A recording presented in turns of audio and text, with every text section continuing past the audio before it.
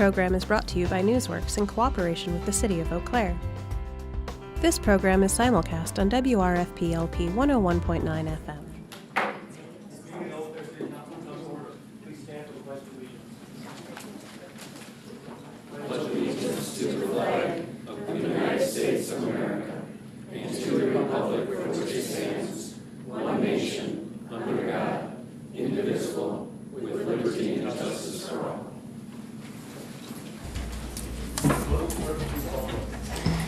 Councilmember Anderson? Here.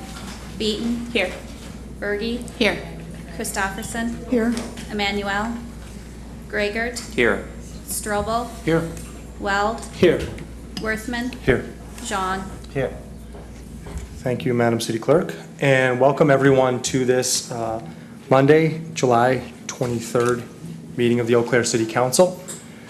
During its Monday meetings, the City Council hears public hearing from folks on a variety of issues that we're going to be taking up in our meeting tomorrow night. So I want to welcome you all to the meeting this evening. Tomorrow night's meeting, our legislative session is 4 p.m. Also at City Council chambers. If you would like to address the City Council tonight, I'm just going to go over a few notes about the protocol. Once I introduce an item, staff, sometimes City Council members, will then present on that item, and following, City Council members can then ask questions, clarifying questions related. Then we open to public input. When you approach the podium, please be sure to give us your name and your address before you speak. We hold our speaking turns to 5 minutes, and you will see the light here is green, but as it turns solid red, that means that your 5 minutes are up. If you would like to have a second speaking turn, you may do so once everyone else has had a chance to speak, and we don't limit the number of speaking turns. Sometimes council members may ask a follow-up question, so if you could remain at the podium just for a second, just to see if there's any questions. It sometimes can help us clarify your remarks. Lastly, if you do not wish to speak this evening in front of the council, there is an opportunity to fill out a comment form at the back of the room. And those comment forms we then receive before our legislative meeting tomorrow at 4 o'clock. And we often have a number of people who do that. So don't feel if you don't want to come up that you can't have your point of view heard. I want to thank you all for coming in this evening. With that, we will get started with our public hearing. First order of business, item number 1 regards zoning, is a public hearing on an ordinance rezoning properties located at 5514 and 5540 Cindy Court, 3640, 3624, 3604, 3934 Flynn Place, and 5537, 5532, 23, 5511 Normandale Road, and 5415, which is on Christopher Drive from TR1A to R2. Mr. Scott Allen is here with a presentation. All right. Thank you, Acting President Worthman and council members. Again, before this evening, as you noted, there are 10 separate properties with multiple owners located West Mill Run neighborhood. You can see here this is a overall map, just showing you just in general where the area in question is located within the city. Just orient ourselves a little.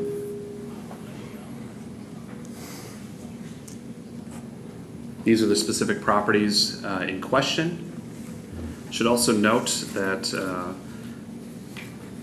you may recall back in the end of April and early May, end of April at Plan Commission, early May here before City Council. 4 other properties in this area came before you for the same rezoning request. Those are noted here, those green dots. Just for orientation there. Again, they're still shown as hatched here. This is temporary zoning for these properties. They're essentially all developed, existing single-family homes primarily, and they are looking to be rezoned. And I say they, but formally and technically the City of Eau Claire is the applicant in this case. Again, in order to essentially clean up, for lack of a better term, what we saw back end of April, early May with these other properties. In order to pull a building permit to any other similar administrative approvals, the property owners needed to have permanent zoning. Again, the hatch areas is temporary zoning, and therefore in order to simply, again, in the case back in May, to get a building permit for a garage or accessory structure, needed to actually rezone the property before they could get a building permit. So as you know, that does take a bit of time through the public review process. And so with that, staff decided to, with the discussion and direction through the Plan Commission, to move ahead and be more proactive in rezoning these properties to what you see there, the orange, the R2, which is before you this evening. Back in June, beginning of June, staff sent out a letter to all those property owners just to mention to them that this is the process the city was proposing to undertake. And up to this point, staff has not received any substantive comments for or against. Same was the case at the Plan Commission meeting last week for this item. So with that, can certainly provide any additional information if you have any questions, but with that, the Plan Commission has recommended approval of the rezoning as such. Thank you, Stand Mr. for any Allen. questions. Do council members have any questions on this zoning request? Seeing none, thank you. Thank you. We will move now to item number 2, which is a public hearing. My apologies. Are there members of the public who are here on this item this evening? Please. My apologies. On item number 1, it's a rezoning of a number of properties on the south side. If any folks are here for that hearing, please come forward. Seeing none, we will move on to item number 2, which I think most of you are here for, which is the public hearing on an ordinance rezoning property on the northeast corner of LaSalle Street and Gooder Street from P to R1. Mr. Allen has a presentation this evening. Thank you again, Acting President Worthman and council members. Again, before this evening is a small parcel at the northeast corner of Gooder and LaSalle Streets. It's denoted there with the circle on number 2 for the agenda item. Just again, give you some orientation with relation to the rest of the city in that area. Our technology just failed. There we go.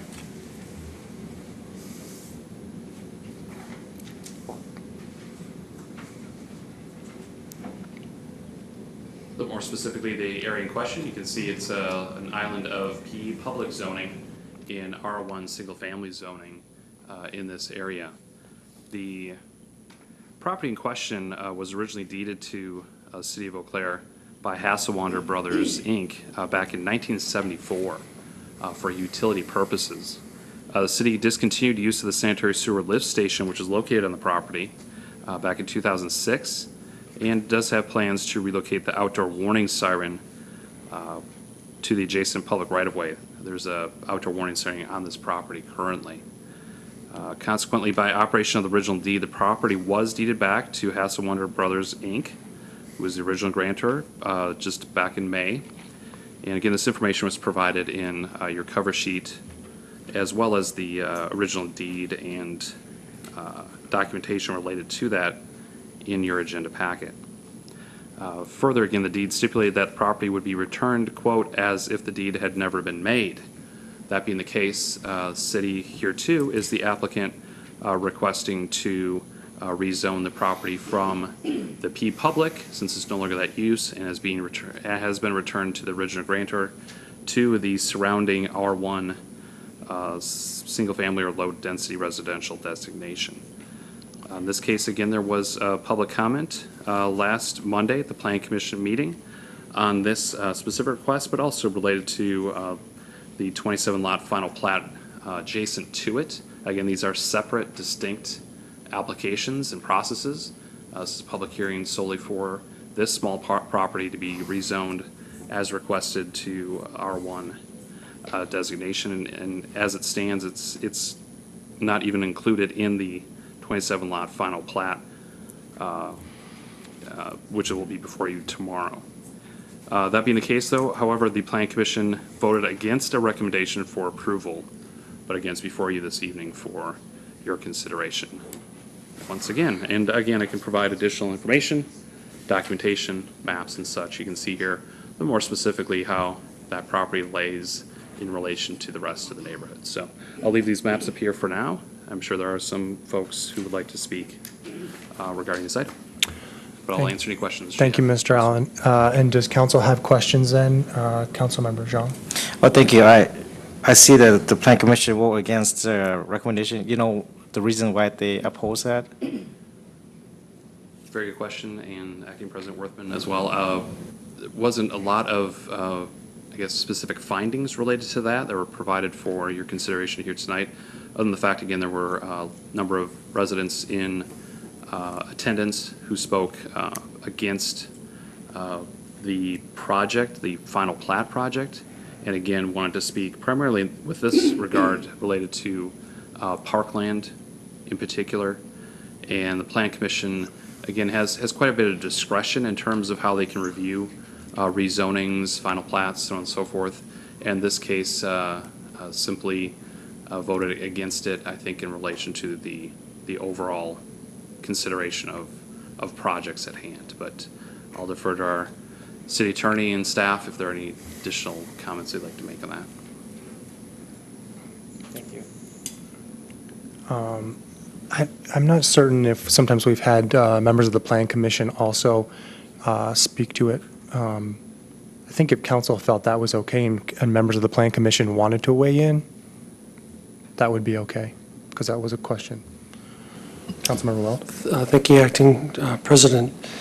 Again, I was at the meeting last week, and I think a lot of the concern was obviously the turnout, the number of people that were there, with a lot of questions that at that time we really didn't have the answers to.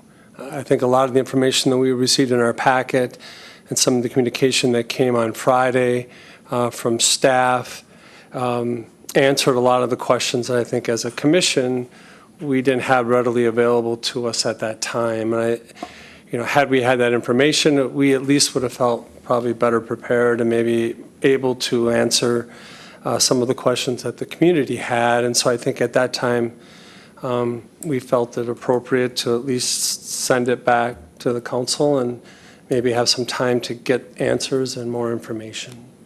And maybe Councilmember Gregor has a... Thank you, Councilmember Weld. Councilmember Gregor? Thank you, Acting President Worthman. Yeah, at Monday's meeting last week in front of Plan Commission, there seemed to be also uncertainty as to who owned the property at the particular moment in time that we met, because the deed was essentially had gone back to House of Wander Brothers, but we didn't actually know that at the time, and we felt also that there was just a lot of related agenda items that maybe the city council as a whole could work through together in context and understanding that the city council has the final decision. The Plan Commission ultimately felt it was best to kind of make sure it had some I guess it showed that the Plan Commission wasn't feeling like it was comfortable making a final decision on it, and they really didn't have authority to, but really it's up to us now, and I think that's appropriate. So, Thank you, Councilmember. Further questions? Councilmember Strobel.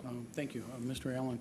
So the parcel of land here donated to the city by Hasselwander Brothers, now deeded back to Hasselwander Brothers to revert to the same zoning it had prior to them giving it to the city? Is that how was it zoned when they first gave it to the city?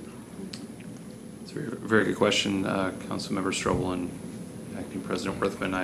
I don't have that information in terms of what the original zoning was. However, the fact of the matter in that case is that in 1974, the zoning categories were very likely different than what we see here today. So, single-family zoning, hard to say exactly what the original zoning was. It's a good point in terms of how it would be returned, quote, as if the deed had never been made.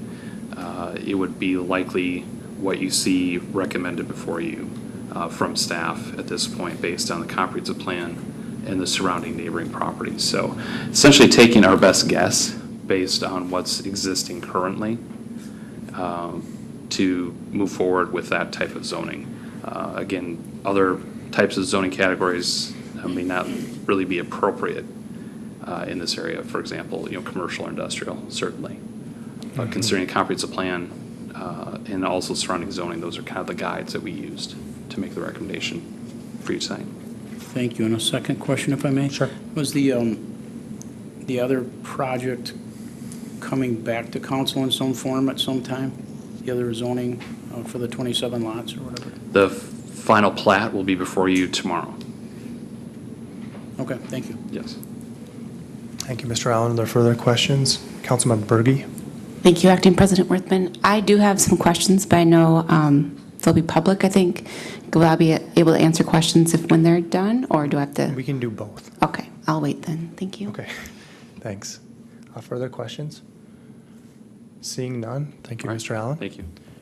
Before we open to the public hearing, I just want to say a few words. I understand, I wasn't at the Plan Commission, but I heard a lot of feedback about how that went, and I understand that as you approach tonight, this is not, obviously you may be speaking on issues that are somewhat related, and I think that's totally fine, but what I want to do is make sure that people try to stick to, whether it's the final plat or this, that people are trying to keep their comments relevant. And I will also ask my fellow council members if you feel comfortable with that, and maybe if you at times feel that it's straying from what's intended or what's relevant to this conversation, you can also put on your light and ask those presenting to maybe bring their remarks back. So I just want to, hopefully that's okay, knowing that at the Plan Commission there was certainly comments that were related but not exactly on the agenda item that's noticed. So I think that's how we'll proceed on this. So I just want to thank you all for coming in this evening. For those who want to approach the podium, please do so now, and thank you.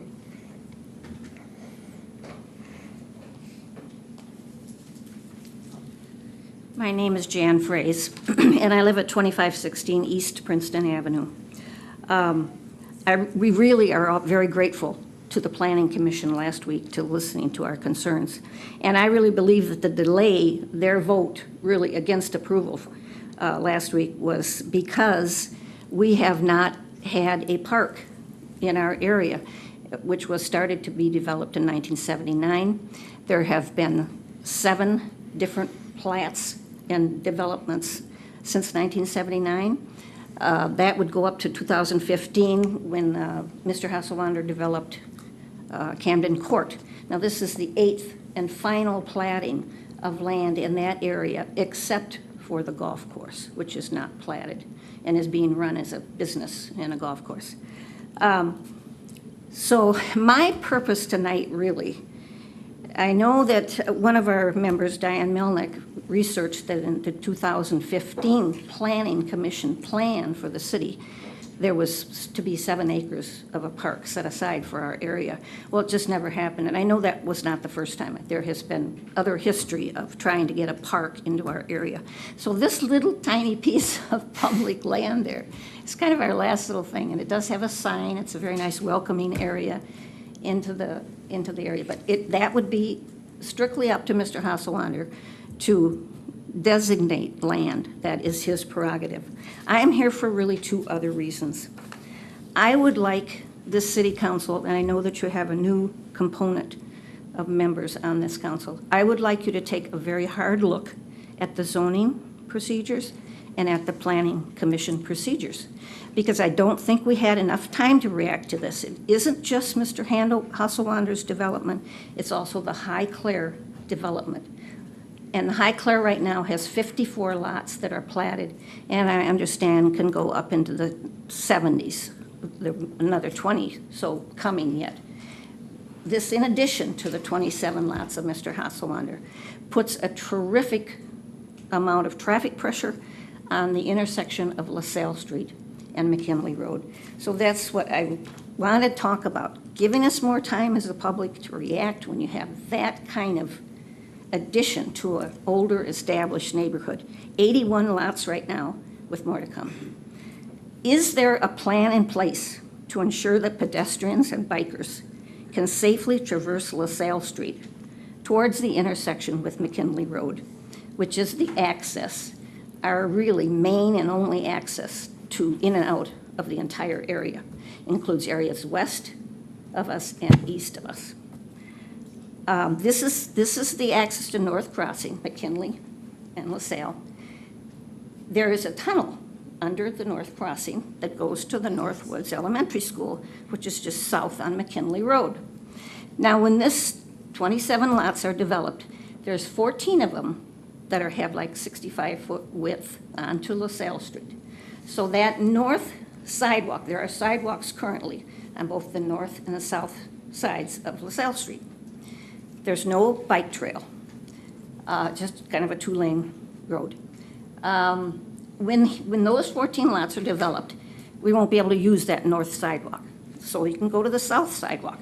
When you go towards west, towards that intersection of McKinley and LaSalle Street, the sidewalk stops right at McKinley, where you make a left turn to go to the North Crossing. There's no sidewalk there. And there's no sidewalk as you go south towards the North Crossing. There is on the west side. So all of our students, all of our pedestrians will have to either cross at Gooder Road and LaSalle, where there's also going to be quite a bit of construction, or they're going to have to go down to that intersection, the very same one that we've been here complaining about for quite a while, LaSalle and McKinley. So they're going to have to be some way to get our pedestrians and cyclists across there. They have to be on the sidewalk. There's no bike lane for our children. So I think when you look at the way the sidewalk situation is, there is a nice sidewalk and we have trails. It goes down in through the tunnel, south on McKinley, then it goes west along the North Crossing. It also goes east on the North Crossing. But there's just that short sidewalk, and it's only on one side. So I'm suggesting that because those 81 lots that are being developed all have 2 or 3 car garages. Every home is planned for that. So with no bike lane and this kind of a sidewalk situation, I think it's time to talk with the city school bus company and alert them to the fact that there's going to be quite a problem that you're dealing with the traffic and the safety of getting our walkers and our bikers and our kids in and out of that area. Thank you. Appreciate it. Any questions? Councilmember Emanuel. Thank you, Acting President Worthman. Thank you very much for coming down tonight. You spoke a little bit about process, and I'm going to keep my question to just the process and how it pertains to the item that's publicly noticed, which is the ordinance rezoning. And you have, if I understand you correctly, what you're trying to get at is you wish you would have had a little bit more time. Perhaps we could look at a different improvement. So I guess just very briefly, could you give a little bit of feedback of what could have been improved in the communication with you as a resident in this process? Well, I did get notification of Neil Hasselwander's 27 lot development because we live within 300 feet. We're just up East Princeton a ways from that. But I had no notification at all of the High Clare 70-some lots development. There was a little box out there. I don't recall. I've been talking to my neighbors, and it was just kind of went through. And it went through very, I don't know the date, but I don't think it was very long in a time span between the two. And the other conflicting part of our neighborhood is this access in and out, which is a little bit restricted. Now, they talked to us last week at the Planning Commission. Go east. There is a bridge. Ms. Frazee, could I ask you to kind of keep the comments, because the council member asked specifically about the process? About the notice on this little parcel, and you're saying, and maybe you were further than the distance that. No, I got notification on that. On this little parcel? Yeah. Okay. But you can't, when you come into a neighborhood like that, it's not enough to just go 300 feet. Yeah. With 81 plus maybe another 20 homes in that neighborhood. It just isn't enough anymore. And- Thank you for that feedback, Okay, too. and also, I think it's time to look at other ways of developing, which I know you're doing with the north.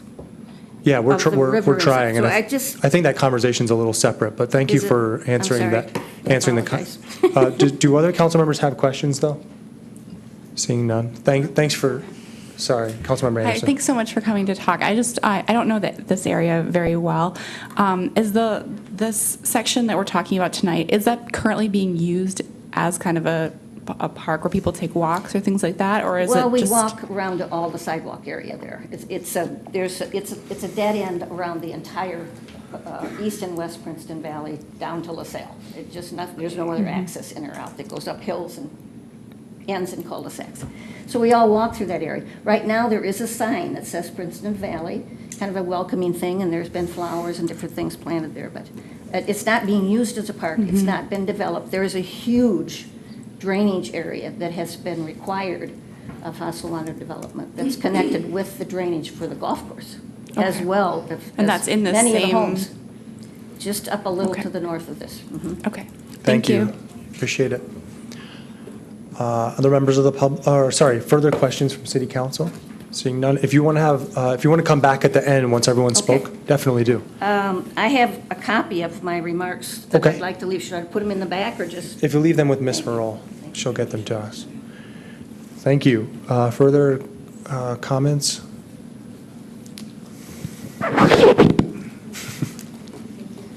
Thanks for that. Good evening. I'm Julie O'Brien, and I live at 2975 West Princeton Avenue. How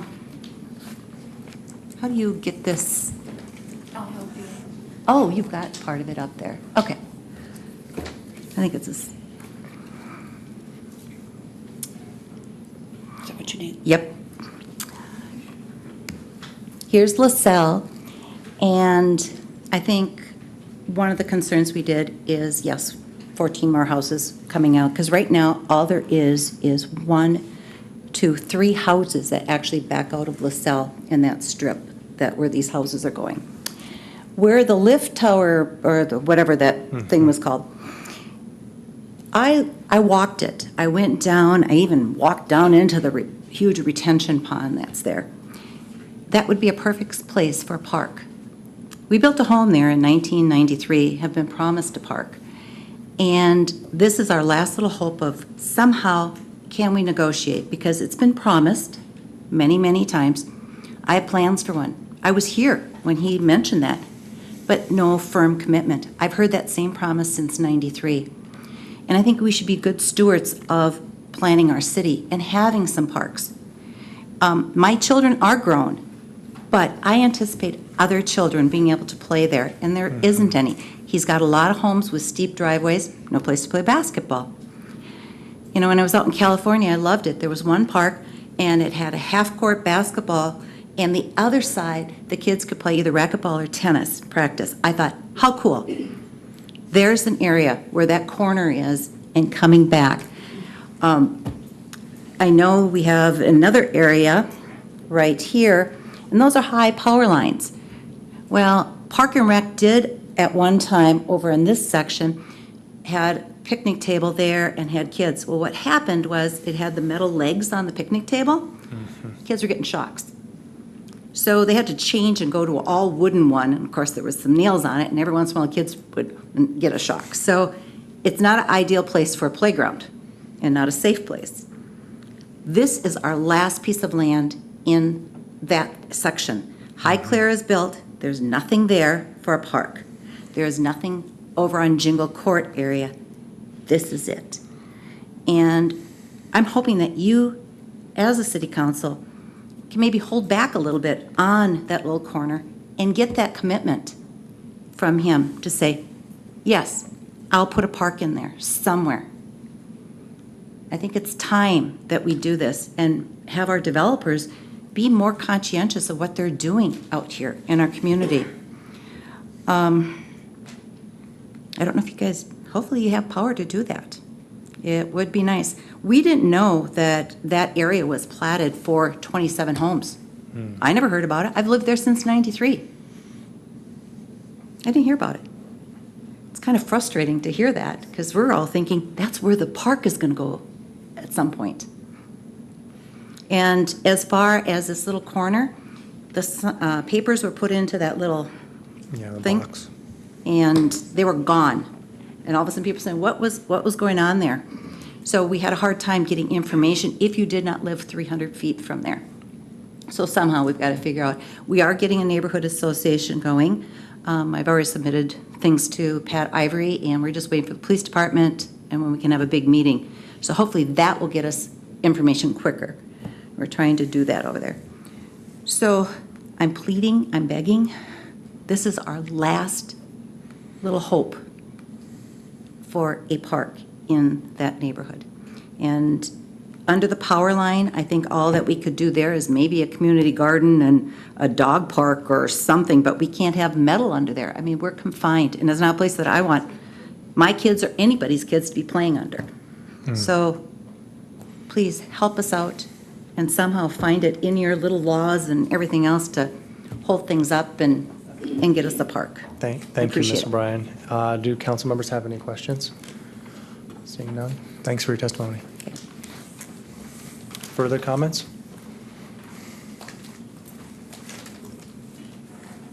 Good evening. Good evening. My name is Doug Mell, M-E-L-L, 2310 West Princeton. My wife and I, Sue Kittleson, we've lived in the Princeton Valley in our house since 1990. And I know exactly what Julie was talking about. We raised two boys there, and they attended the same Parks and Rec event underneath the power lines as well. The problem that I remember was there's no shelter there, and it was so awfully hot that a lot of times the kids had to be sent home. And that really is the only remnant of a park. I'm asking the city council to table this rezoning. Give your plan department a chance to work with the developer and try to find some accommodation. There has to be some sort of compromise that you're able to work out with the Hasawanders. There has to be. As you've heard before, this is it. I mean, we've lived there since 1990. I've seen the promises come and go, and we do not have a park. We moved to our house from Madison, and Madison has a requirement, as you probably know, that when big developments are platted, there has to be set-asides for green space. We had a small park with a basketball hoop and a small shelter, maybe a block and a half from our house. When our children were growing up, in order to do anything, we had to drive them either over the Northwoods or North Star Middle School, play basketball, or to do anything. Or maybe just walk in that field, which obviously is quickly evaporating. In a former life, I was a newspaper reporter and editor. I've done a lot of work in the area of land use. And I fully support the concept of infill development. I do. I'd much rather see infill than sprawl, much rather see it. However, that infill has to be accompanied by green space, or it's not really a community. It's just house after house after house with concrete after concrete after concrete. And this is it. This rezoning is our last chance. As you've heard, there isn't any, you can't make land. That's another thing I learned. You can't make land, okay? And this is it.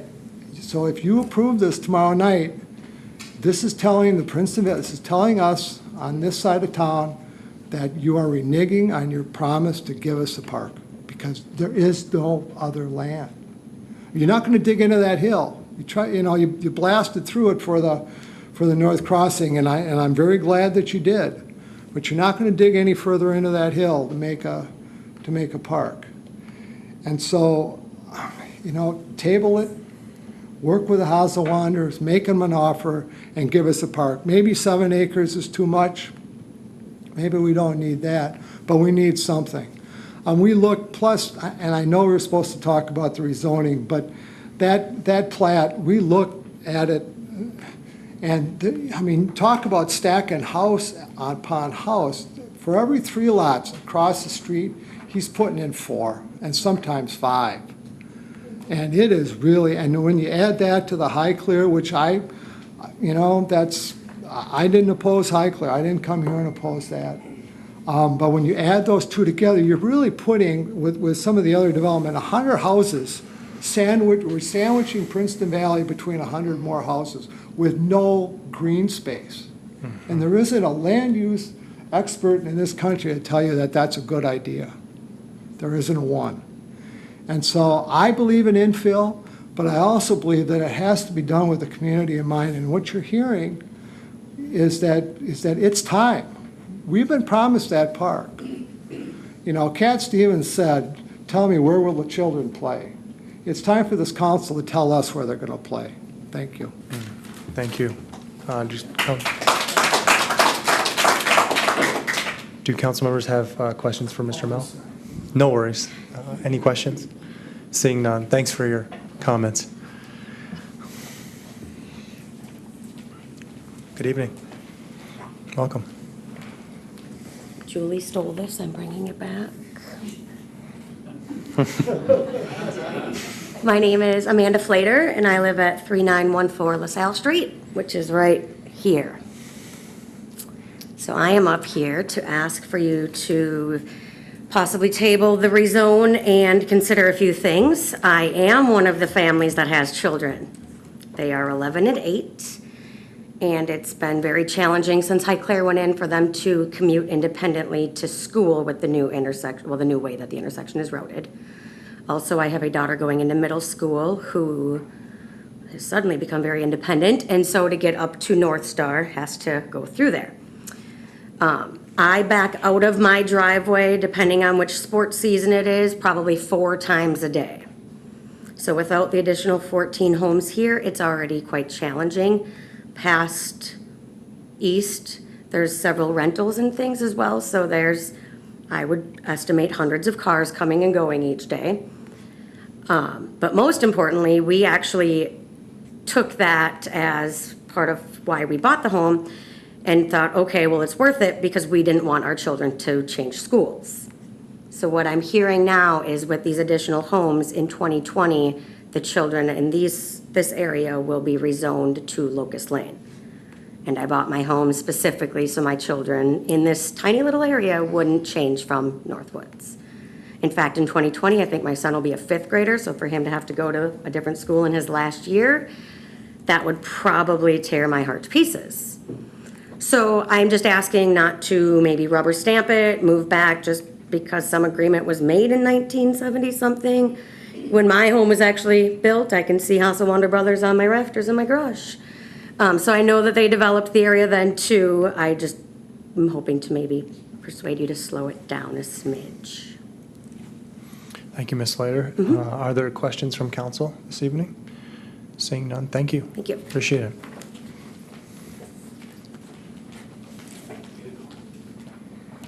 Further comments, thoughts, ideas? Come forward.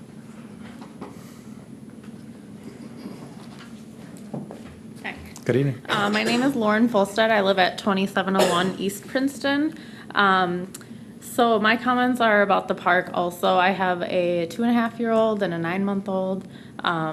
And we bought our house about 3 years ago, and I was pregnant with my son. We did not know the importance of having a park. If we were going to go back and do it all over again, we would know that we need to have a park close by. Last year, he was 1.5 years, and the importance of a park that we could walk to became very apparent. I just also wanted to say, well, now I can't remember. Sorry. I'm also a stay-at-home mom, and so we do a lot of our activities out during the day. I never really considered Northwoods Elementary to be within walking distance. I looked it up today. It's 1.3 miles there, and walking with 2 kids, 2.5 and younger, isn't really realistic to get him there and to play. And also, since I stay home, a lot of times we can't go to the park there during the school year. So like March, April, May, September, October, it's nice out. We want to get out during the day. We can't go there because of school. The kids are using it. So I looked it up, and the closest one to us that we can use during the day is Riverview, which is 3.3 miles. And that is very far. No way I could ever walk my kids there. It'd just be a disaster. And even driving there, to pack them up, take them there. We live in the city. 3.3 miles is a long way to go to get to a park. And since obviously it's named Princeton Valley, we're in a valley, all the houses are on hills. We do not have a yard that could accommodate a 2.5-year-old running around playing. We're on a corner, so I'm concerned about him running into the street and everything. But if there's any way you guys could make a park happen, that would be really great, and I think it would benefit so many people in the area. Thank you. Thank you for your comments. Questions by council? No? Thank you again.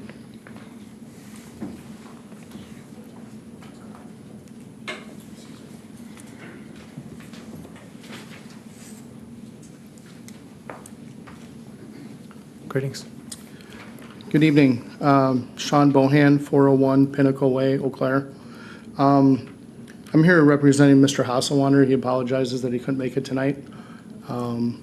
He really wanted to be here. We talked last week about the meeting that the Planning Commission ended up having, discussed a number of items, obviously the park, the zoning, and the preliminary or the final plat.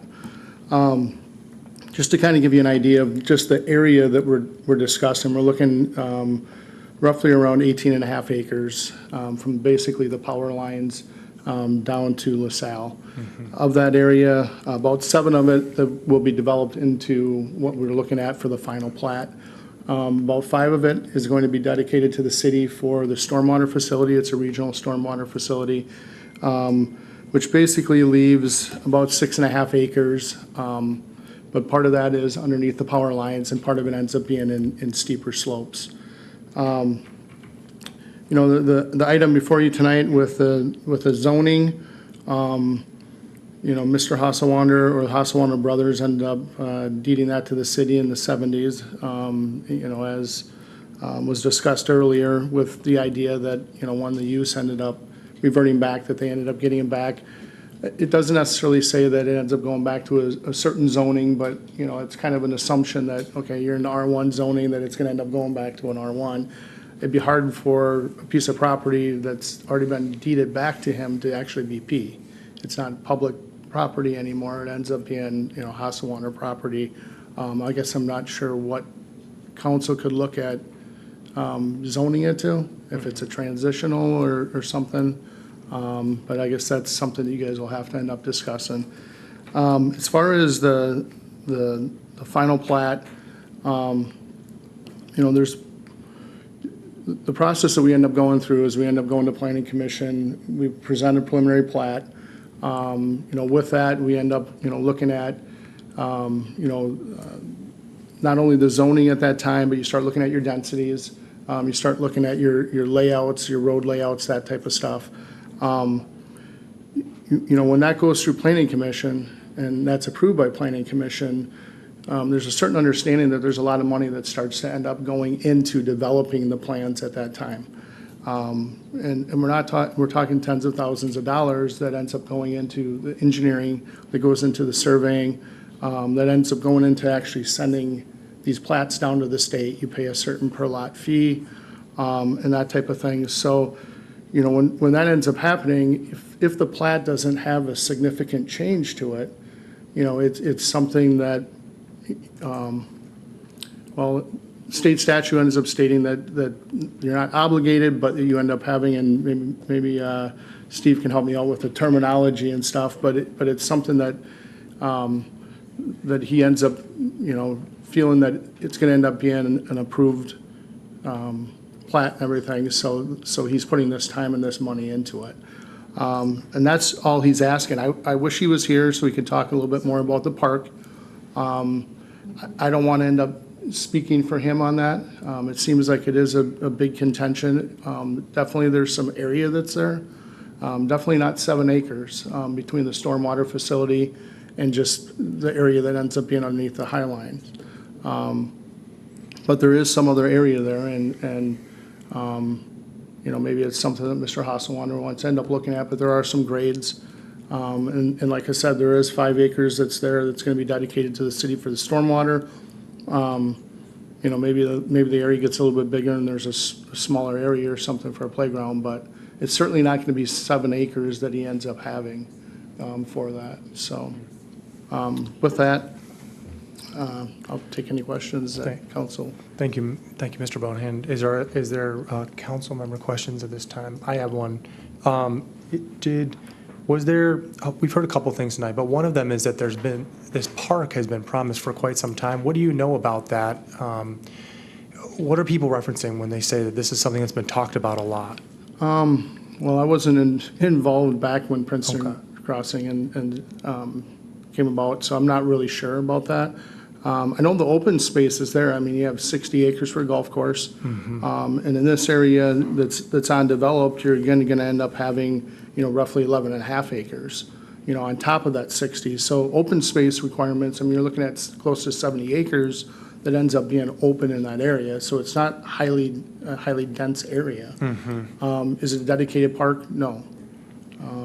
You know, it's a golf course, open space, and some areas set aside for stormwater facilities. If I could ask a follow-up too, one of the concerns that's raised about the plat, and it's, you know, obviously related, and thank you for touching on that, is the idea of more traffic and folks are going to be pulling out onto that road. Was there a consideration given that there might be a different configuration for this early on before the initial plat, or was this always from Plan Commission forward, or even before Plan Commission, was this always the design? There's about, I believe there's 9 services of sewer and water that is stubbed out along LaSalle that goes into those lots.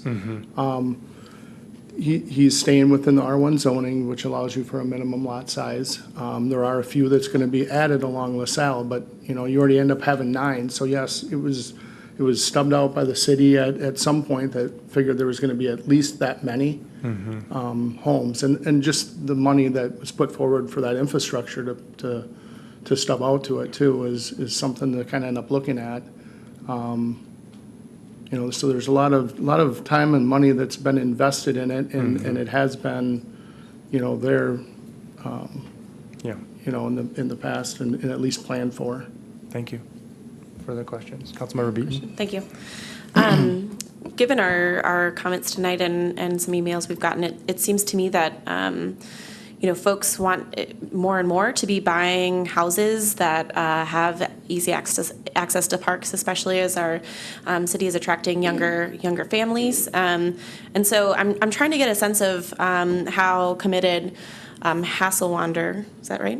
Hasselwander. Hasselwander is to incorporating a park in the plans. You know, you've said that that's something that he'd consider, but also that there's been a lot of money invested in these plans already. And so I'm wondering how kind of fluid those plans are, or if he would be willing to commit firmly to a park. I don't want to speak for him. Okay. But there is some area that is definitely open, probably in the northeast, and it does, you know, it ends up being in some slopes and stuff, but you can certainly end up, you know, grading in an area and kind of flatten some stuff out for, you know, for that. But, you know, you do have the stormwater facility. It does, you know, you have that whole valley that pretty much comes down through there. So you need to end up keeping the stormwater facility the size that it is. But there is some area. Can I have a follow-up? Sure. And the area that I'm not very familiar with this area. The area that you are referring to, is it underneath the power lines, or is it far enough away where? I was just hoping maybe if there was another map that shows. How about this one? With the development? Does that work? That'll work.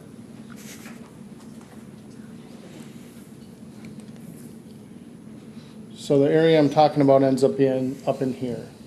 So you end up having it sloping down from East Princeton Avenue, you know, towards Gooder Street. So you end up having, majority of the stormwater facility ends up being in here. So this would be the area that would basically be, oh, yeah, here we go. So you can end up seeing the slopes. Each one of these ends up representing 1 foot. So you can see that there is some area up in here that, while it could possibly be graded, that would probably be the only area. And then down through here ends up being the stormwater facility. So And the lines there at the top, those are the power this lines, ends is up that being right? the power lines, Okay. correct? Yep.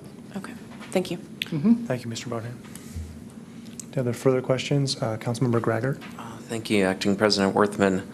Mr. Bohan, I had a question about, I guess, obviously you can understand that this being a piece of public property or at least being zoned public right now, it's kind of the place that folks are rallying around as an idea for where to build a park from. So what do you actually see using that property for in the long run? Do you have a sense for? I know it's only 50 by 50 feet, but and I know it's not part of the final plat either. So I guess what are you thinking on that? I believe he was just going to end up incorporating it into the lot that ends up being on the corner. So it's not like it's going to be another lot or anything. I know that the sign is staying, and that would be in an easement and everything, but yeah, it would just be incorporated. Right now, he's working around it. There wouldn't be an added number of lots or anything. It would just make that lot bigger. Thank you. Further questions? Seeing none? Thank you. Thank you. Do members of the public have further comments? Please approach the podium. A lot of you do. Thanks for coming this evening. Really, you think so? Oh, yeah. My name is Bill Kelly, 7902 Charleston Drive. Thank you for your service. I mean, you're not going to please everybody all the time. But what I'm observing is Eau Claire is bigger than the downtown area. I love the downtown area. I like the walks. It's bigger than the Confluence project, and the bridge is going up there every couple of 100 yards or so. We're not asking for much. We're just asking for a little park, a little green space that I guess was promised before my time. And also, I've been in law enforcement for 30+ years, and I can see a tremendous problem with the traffic, the ingress and the egress, McKinley and to LaSalle. Right now, we got a stop sign, right turn, no stop. If you want to go across there, you got to stop to get to the High Claire area, which is, I can't remember, 70-odd houses or so going up there, probably 140 cars. It's only going to take 1, 2, or 3 cars that want to go straight ahead to back everything back up onto the North Crossing. I can see rear end accidents. I can see problems. That's it. Appreciate it. Yeah. Any questions? Council members? Seeing none. Thank you, sir.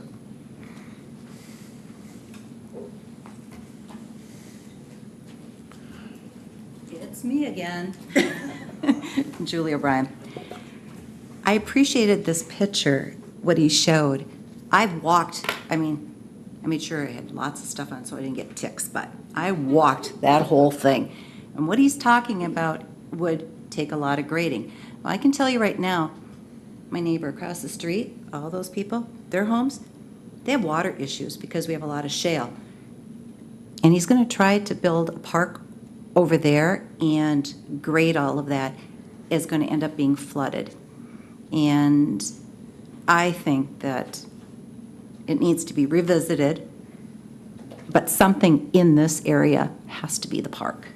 I mean, it does. And if they can show a way that the retention pond is going to hold everything, because the ones we do currently have in Princeton, the smaller ones further in along the golf course, are not holding at all. And so this is an area I think that needs to be revisited, and if you guys can table it and work together, that would be the best for everybody. And I'll tell you, make a lot of people happy, because we are contained from Jingle Court, that whole area. And this would make a world of difference to a lot of people. So, thank you. Thank you, Mr. Bryan.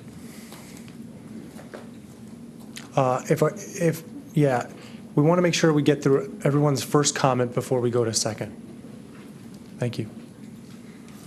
Hi, I'm Sue Kittleson. I live at 2310 West Princeton. And I just had a comment about, he was talking about maybe the park on the northeast corner of that area. But if I'm looking at it correctly, that's the end of the driving range. And I can see our children getting hit with numerous range balls because I walk along that sidewalk on the east side, and I'm always picking up range balls and throwing them back in. So I know they go out that far, just as a comment. Thank you. Questions from council? Further comments?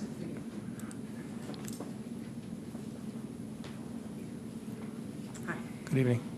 Rosalind Abel. I live at 2512 East Princeton Avenue. I'm the second duplex off of the power lines. I'm a grandma, and my two grandkids use the bikes to go to school. One goes to the elementary and one goes to the middle school. They have to pass through the entrance to Highclere. And in my opinion, the three-way stop isn't working. There's many times I come off of the highway and I'm on McKinley turning on onto LaSalle, and the people coming out of Highclere, and there's only 10 or 12 houses there at the moment, they don't stop. They pause and they go because they know that there's a turn there and it's going to take a little longer. My grandkids have to ride in front of that entrance, and I don't think it's safe. We don't even have, 2-3 homes that are occupied in that addition already? And the other thing is I'm a transplant from Colorado, and I'm surprised you don't have provisions for developments that they have to put in green space. I used to live in La Crosse for 16 years, and whenever a development was done, specifically in Alaska, they had to put away so much area for the kids for parks. And I'm kind of surprised Eau Claire isn't on that and hasn't planned for that. And that's it. Thank you. Any questions? See any at this time? Appreciate it. Thank you for your comments.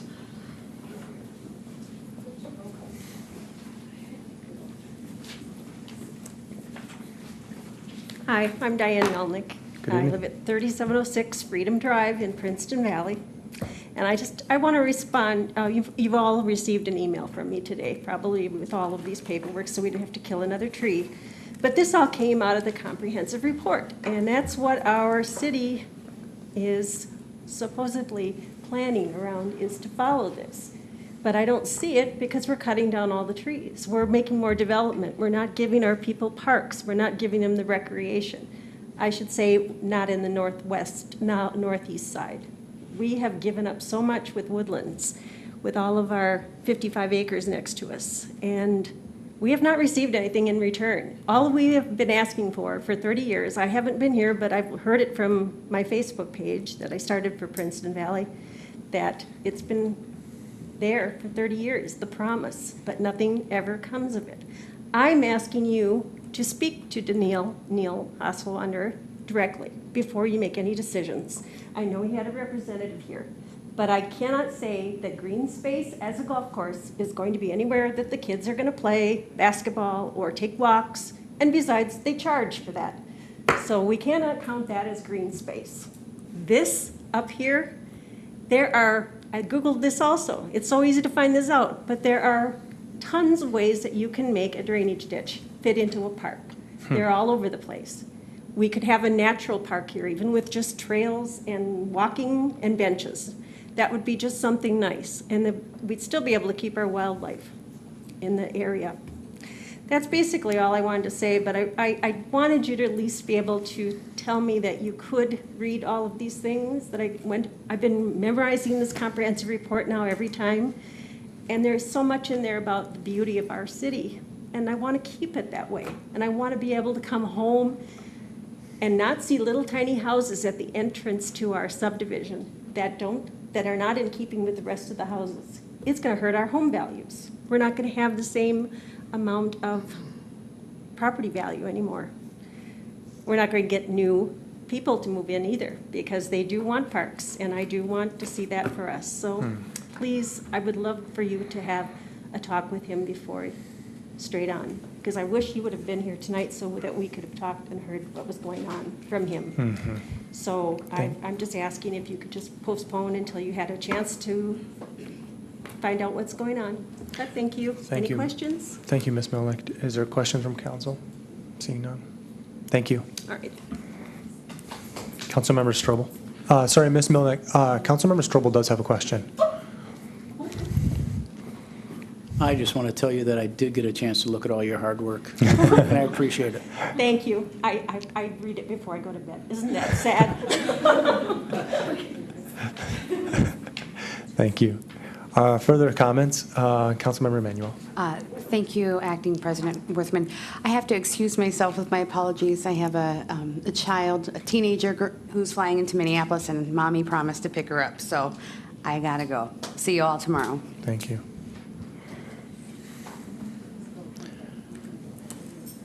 Further comments this evening? Good evening. Good Jim evening. Kralik, I live at 2603 West Princeton.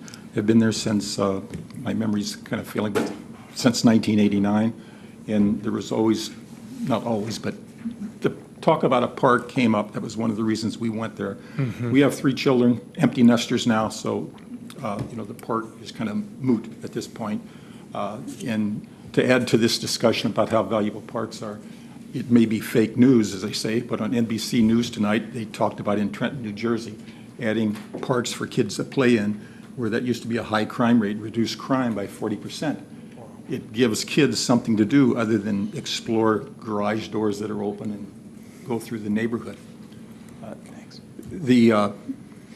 think you all know that parks are going to be of value. I would like to add that, there is one thing that I'd like to thank Mr. Hasselwander for, that I'm not doing it anymore. I got rid of my cross-country skis, but there is a cross-country trail that he has, I guess, allows to be put in there. I don't know if the city assists in that, and people snowshoe on it, so that's great.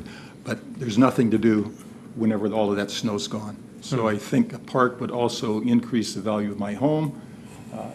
Since I've been there, to add to it, we're empty nesters, but my wife and I have noticed that there's lots of family. There's a turnover now. In our neighborhood that we can go out, we now see and hear children playing, which is great. So I'm here to just add my voice as someone that's been there, and to these other people that have spent their time. Can we do something and get some green space? Thank you. Thank you. Thank you, Mr. Karlik. Council have any questions? Seeing none.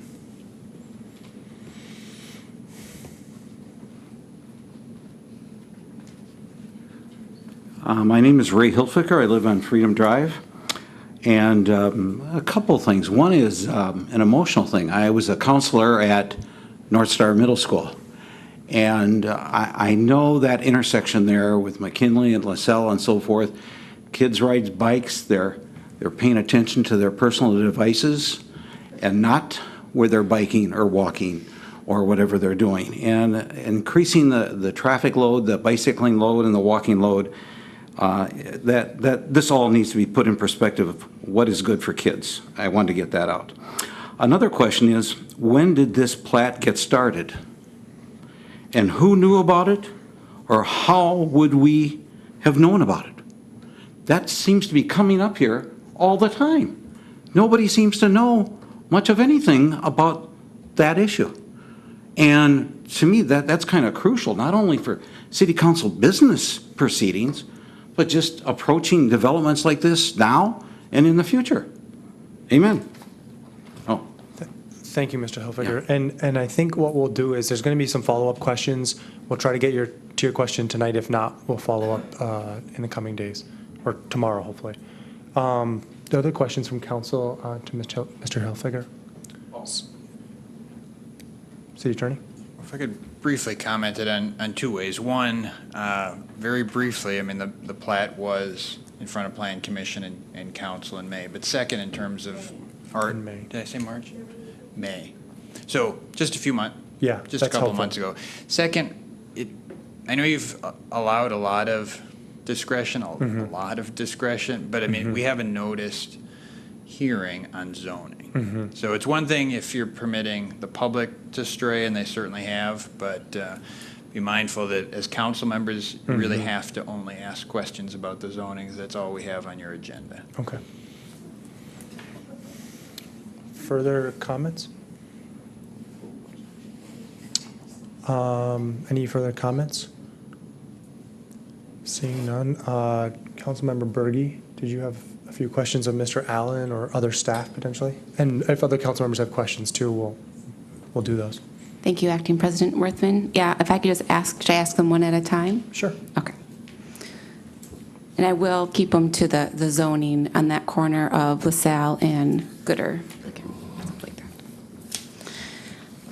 That is, I'm wondering about, someone asked about a plan in place to keep that, so that corner it's on two roads, and there is a sidewalk there that people use the loop that goes around, and children walk down there to go to school, both Northwoods and North Star.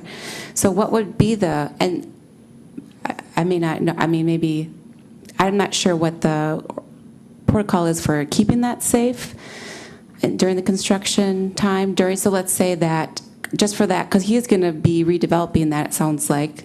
So during that time of they're rezoning it to single family, which I would think he'll be building, what is the safety precautions for pedestrians and bikers?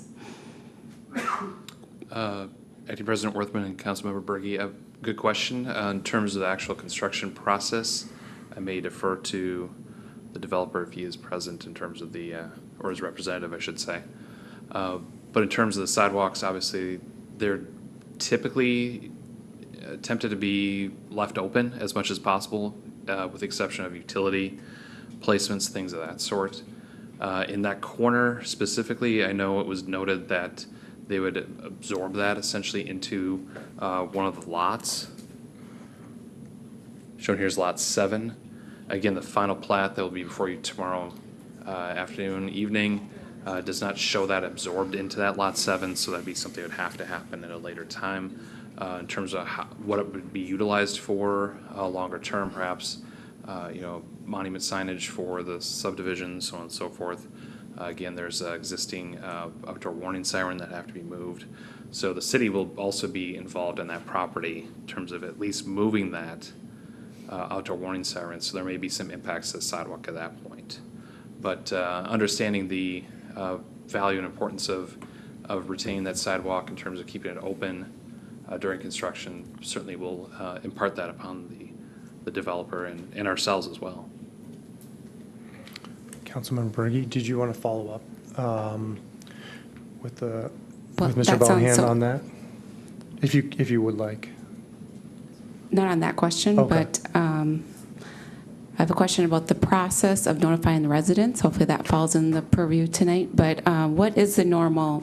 I heard from emails and then tonight that it was an empty box on that corner about the zoning. What is the normal protocol for notifying? I know some people get mailed, but I don't have the notification map with me at the moment, but it is, as noted by others, 300-foot notification around that property line, and then kind of a concentric circle around that. And then also it is posted. The city does have these kind of informational boxes, much like real estate companies may have, where 8.5 by 11 piece of paper brochure information would be placed in there. Typically, it's the notice that's provided to the Leader Telegram, so it's included in the Leader Telegram as well. And again, that 300-foot ring, that's where we do the direct mailings. So those are the 3 different ways that we do the notification, again, as directed by state statute. So again, I was taking some notes as well. There's certainly other opportunities as, neighborhood association may form. That's one way we sometimes try to communicate with those board members and such as projects come forward. I know council members who are engaged with those neighborhood associations as well can pass that information along as projects become known. I do have a follow-up. Yeah. What if when the box is empty, then is the city supposed to refill the box? Is that? Wish I had a photo of one because we were taking photos as the City Hall was moving. And so those were the things that someone had to be designated to place in their vehicle to drive to the temporary City Hall. They're a little ungangly, but there is a phone number on there. There's information on there. So folks can call that phone number if they're empty, if they have questions about it, beyond just what even is placed in the box as well. So it's making some notes. Again, there are other communities that provide additional information perhaps on those boxes that we could consider as well. Website information, other ways to contact city staff. But that's certainly the best, most direct approach is to contact city staff. And if I could add something to that too, I believe we actually did extend our the circle of notification a few years ago. It must have been now 5 years ago. Maybe the city attorney can clarify on that. But we actually, and the idea of having the box on location, I think we added that into our ordinance too. And there might have been a third thing too that we added. So this was an issue that came up, and we actually went above and beyond a notification. So, but it's good to hear the feedback from folks that, maybe we have to relook at that law. But we did change it a few years ago. Just a little background. Do you have further questions? I have one more question. Certainly. So who owns that corner right now? Is it Hasselwander Brothers owns it, or does the city still own it? It was deeded to Hasselwander Brothers, Inc. in May. And as Councilmember Weld and Councilmember Gregor mentioned as well, appreciate, again, a clarification from the Plan Commission meeting last Monday. That information was not readily available and clarified as best as it could have been at that time. So that was the reason for the additional information that you see here tonight. But yes, that information was in your packet, showing that was indeed completed. And as Mr. Hasselwander's representative stated, it's the attempt is to restore it to the original condition and rezoning it back to something non-P public zoning is the intent there. Just a follow-up clarification. So yeah, right now Hasselwander Brothers owns a piece of public land is how it stands right now. Publicly zoned. Publicly zoned. Correct. But privately owned. Correct. Okay, got it. Thank you. Exactly. And I should also note as well, Acting President Worthman, and as well that it may be semantics or seem like semantics, but I think there's a distinction to state that there was a motion by the Plan Commission to recommend approval, and that was voted down. So it wasn't an active motion to recommend denial. And I believe Councilmember Weld and Councilmember Gregor spoke to that as well. So just for clarification's sake, it's not as a recommendation for denial from the Plan Commission as much as just voted. They did not vote in favor of the recommendation to approve. Okay. It's, again, That motion could have been made. semantics. That motion could have been made either way, though. Someone could have motioned, but Someone to could deny, have made a but they motion could have- to recommend denial. Right, but it happened to be for approval. But it was Didn't for get approval, and that motion was denied. Okay. So. Thanks for that extra Yeah, background. just, again, it may seem like semantics, but again, as Councilmember Weld and Councilmember Gregor mentioned, there was a difference. Sure. Councilmember Strobel. Thank you, Acting President Worthman. I just wanted to clarify what the question Councilmember Berge asked, and that you alluded to. I was actually on the Plan Commission before I was on council, and it was just slightly longer than 5 years ago, but we had a lot of complaints on notification, and that's when we actually did change the process. So we extended the amount of distance for the mailing, and then we also, one of our processes was to put this notification on site with information. That, prior to that, hadn't been done. Doesn't mean it's a perfect process and couldn't be fixed, but we certainly have tried to improve it because we had a lot of complaints prior to that, so. We did. Thank you, Councilmember Strobel. Councilmember Beaton. Thank you. I'm having a hard time understanding exactly what the public is interested in, but as far as a public park on this corner of property, is that something that you see as feasible? Or I guess I'm having a hard time knowing the size of that piece of land, and if a park would be, do we have any size requirements for parks, like neighborhood parks or anything, or? Acting President Worthman and Councilmember Beaton, good question. In a general sense, again, I would rather defer to our Community Services Director, Jeff Pippinger. He's out of town today. But in terms of neighborhood parks, I believe the general estimate is minimum of 5 acres based on, again, just general national standards that's been referenced in comprehensive plan, as folks have referenced here, as well as the 5-year park open space and recreational area plan that was before you back in May as well. So long answer short, 5 acres is typically what is expected for a neighborhood park, again, depending on programming and features, infrastructure and such. But in this case, specific to this area, staff did not do a full research in terms of topography and everything else in terms of how that would lay in this area. But again, there are other vacant properties that staff is attempting to identify in the area that perhaps could satisfy that minimum 5-acre standard. Thank you. Thank you, Mr. Allen. Further questions, Councilmember Weld? Thank you, Acting President. My question is for Mr. Hofer, if that's okay. Mr. Hofer. In regards to the zoning of public, are there other properties in the city of Eau Claire that are privately owned and publicly zoned? And if not, obviously, I assume that it'd be difficult for us to want privately owned property to be zoned public. Any comments on that? I may defer to the acting city manager on that question. I'm not aware of any privately owned, publicly zoned properties in the city of Eau Claire, and I think because of what uses are typically allowed on publicly owned land, I would be surprised if there were any, that there would be very many of them, because the private ownership and the permissible uses, it might be difficult to find a complementary fit. But I don't know off the top of my head whether we have that or not. Acting City Manager? Or Mr. Allen? Oh, sorry, Acting President Worthman. You can see here in this map, this is just, again, a small sample of City of Eau Claire's zoning, but you can see the green ink areas are the publicly zoned areas. The small portion that's circled with number 2, obviously, is at the scale where it's not legible.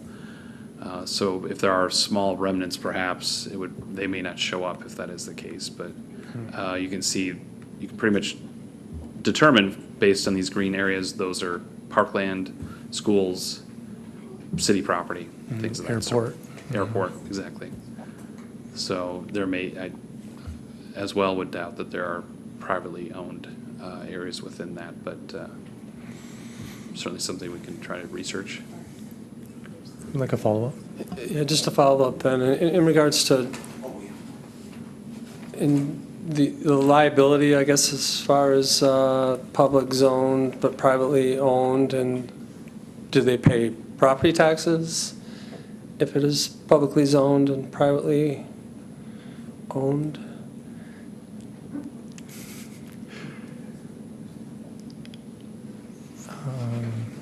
Acting City Manager, Nick?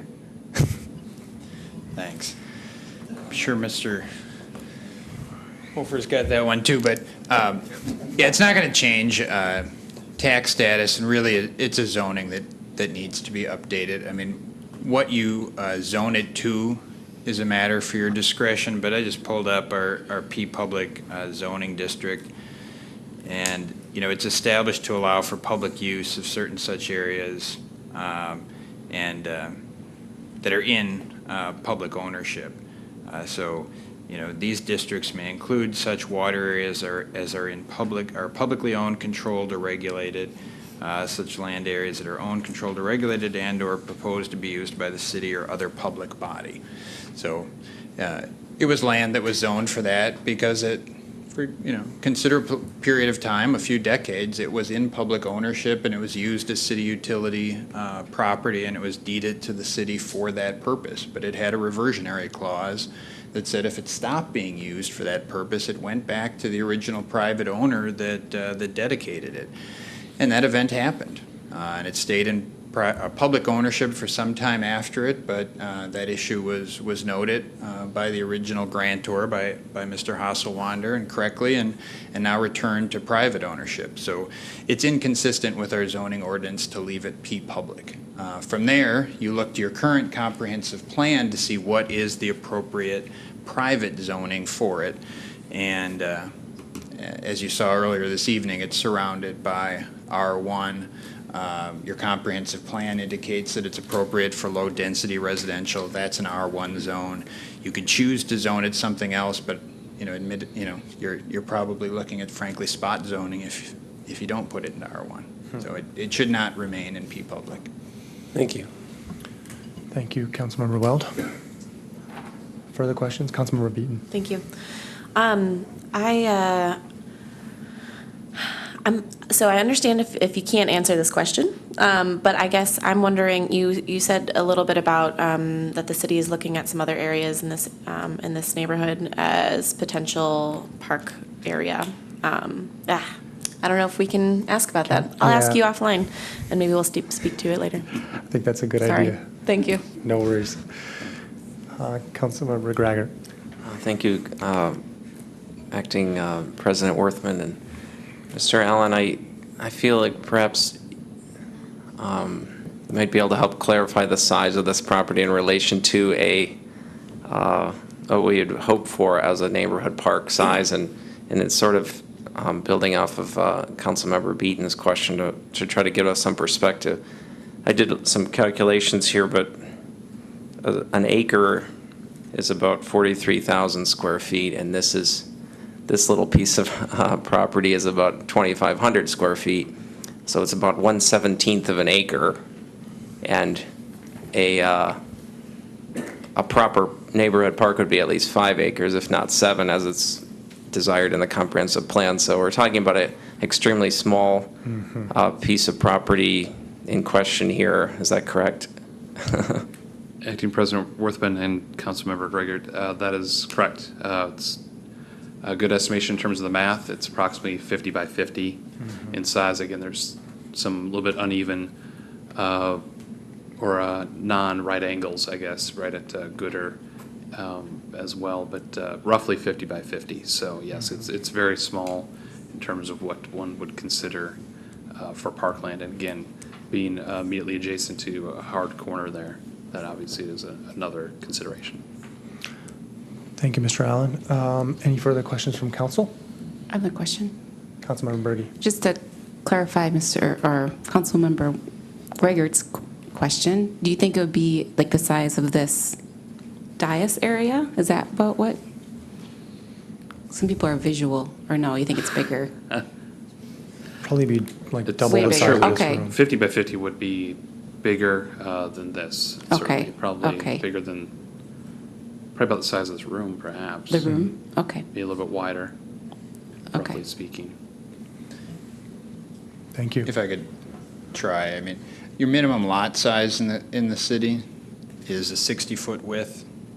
Right. If I'm Roughly. remembering correctly off the top of my head. So this is substandard even for a very small minimum lot size for a single residential property. We would not allow even a single house to be built on this lot. It would be too small. Both, right, both lot width and lot size. Yep. Correct. Thank you. Councilmember Jean. Thank you. I think I saw one of the map there. Is that lot, is it pretty steep, like on the slope, or are they flat? I'm not familiar with that location, but I just kind of thought I saw that map.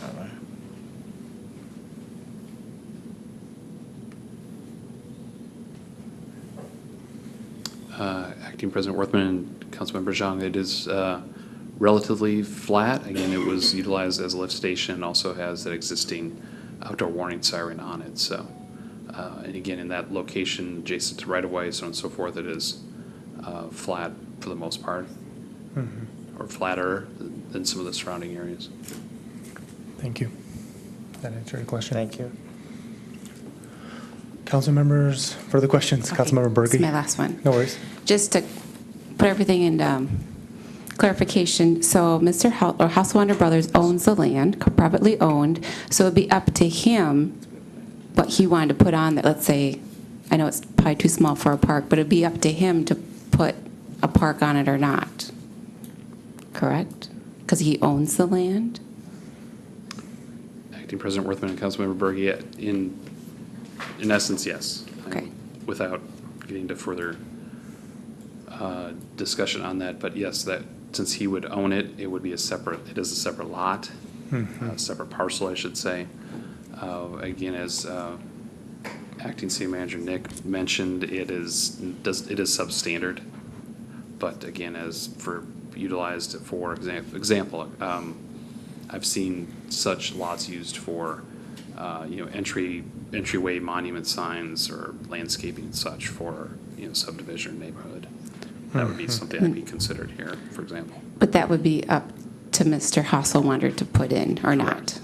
Correct. Yes, it is under his ownership. Yep, thanks. Thank you, Mr. Allen. Seeing no further questions, that we will move on to the third item on our public hearing this evening. Thank you all too for your comments tonight, and just really appreciate your perspectives. So.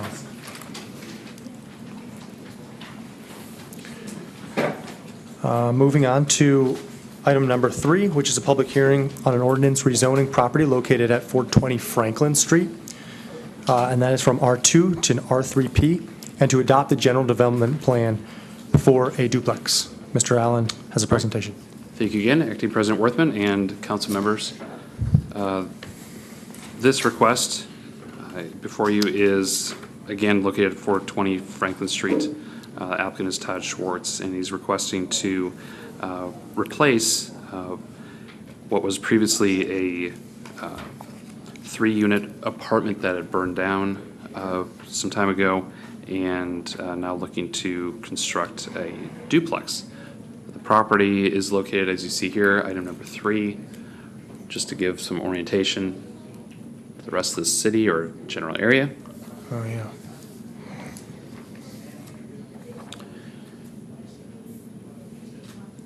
Here it is in relation to other zoning in the area. Again, close enough to downtown that there's a little bit of a mix of zoning in that specific area. Here's the property in question.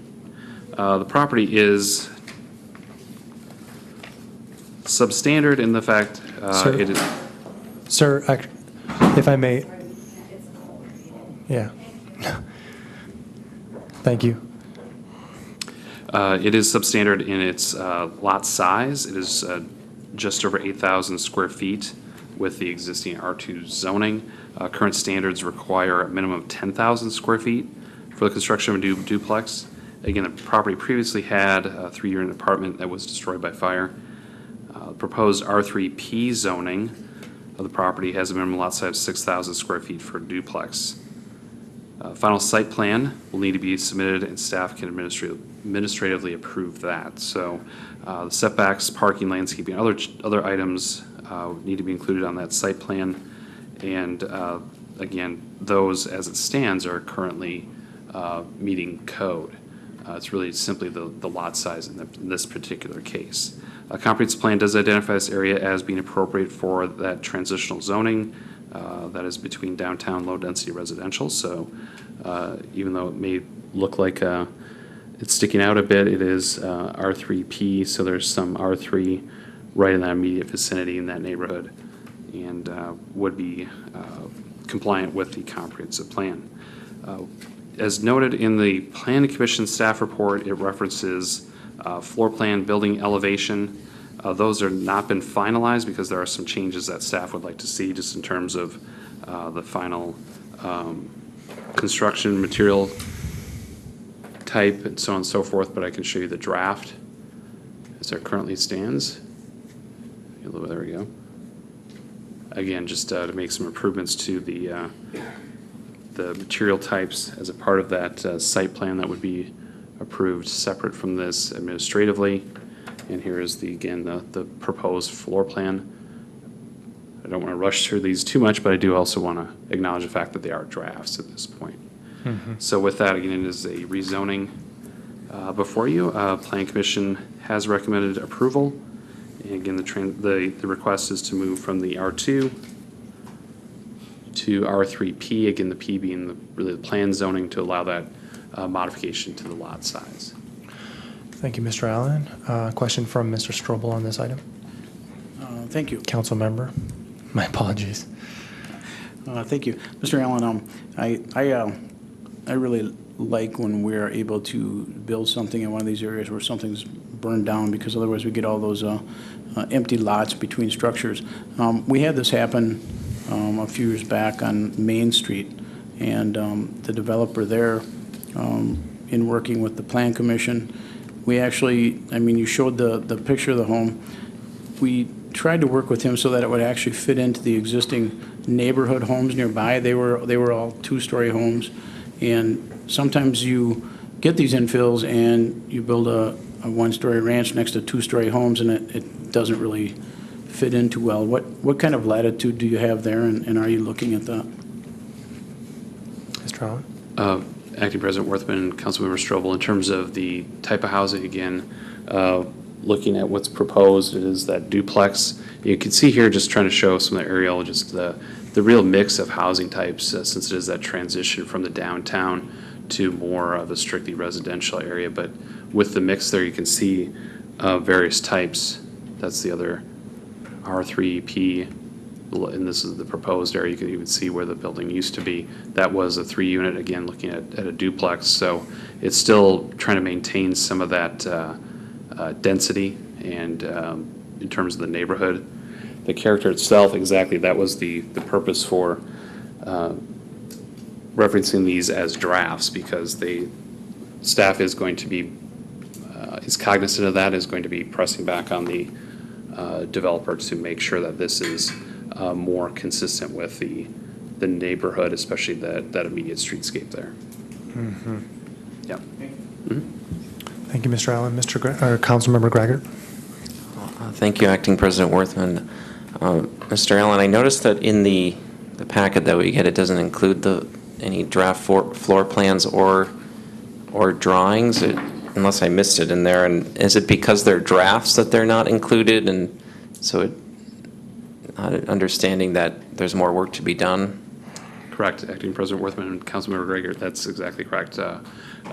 It was noted in anticipation in the staff report that there would be a final version, but since this was not exactly the final version that staff was expecting, it was not provided, since it is still a draft. So just wanted to be clear on that. What you see here would be something at least slightly different from what would be finalized. Not sure if the layout itself would really change in terms of the actual floor plan, but it's somewhat dependent on how the exterior may change. But you can see here, hopefully you can see here. Zoom in a little bit more. Again, 2 bedrooms each, and approximately 850, 860 square feet each unit. But again, that depends on how the final exterior walls will lay out. Councilmember Gregor. I could have a follow-up on that.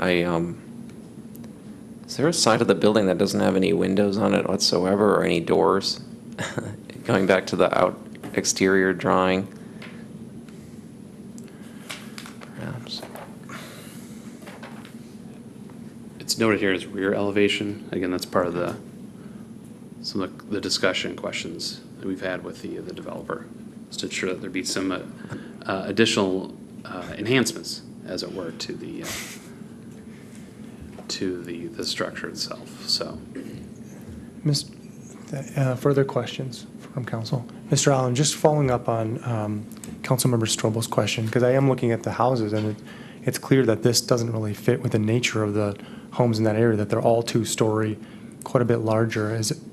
How does that usually get sorted out about what the design needs to be to fit there. Is that, yeah. Sure. It's typically, again, administrative final approval in a sense, looking at we call this a general development plan. So if there are some specific direction, we could certainly carry that forward to the developer before it's permitted and constructed, but really essentially primarily looking at the rezoning, the zoning itself. Again, that's why staff was reticent to share a lot of these draft elevations, because they're not exactly what we would like to see either in that area. But in terms of, again, there's the comprehensive plan as the guide, zoning ordinance as a guide, but in terms of mandating a two-story in this on this lot, we're kind of hard pressed to mandate something of that sort. But again, if there's strict or specific guidance, we can certainly carry that forward. Certainly. Something to keep in mind. Further questions, further comments or ideas from council this evening? Seeing none, we will open this to public comment. Are there folks this evening who would like to speak to this public hearing on ordinance rezoning property on 420 Franklin? Hello? Yeah, thanks for coming down. My name is Todd Schwartz. I'm the owner of the lot. Okay. So to answer your question, this is where does this go? Okay. This is the front of the building that you would see. So it does have the two entrances that fits the description of what the property is, along with the windows, working with Ryan down at the city, developing this scenario. Also, there are, on the street of Franklin, there are one-story properties on Franklin itself as well. Probably more two stories, but there are one stories. And the reason for this type of structure that I'm trying to build is, generally speaking, you have people wanting to have one-story properties as opposed to two stories based off of, you just have a lot of tenants that just don't like to do stairs. The capability of having access, wheelchair capable or whatever the case may be would be the drive for this type of development. But it does fit in the neighborhood as far as one stories go. I mean, there are other one stories in the neighborhood. Thank you. Does council have questions? No. Thank you for coming down this evening. Thank you. Further questions for Mr. Allen, further comments? Seeing none, we will move on to item number 4, which is a public hearing on an ordinance rezoning property located at 1542 Airport Road, TR1A to R1A. Mr. Allen.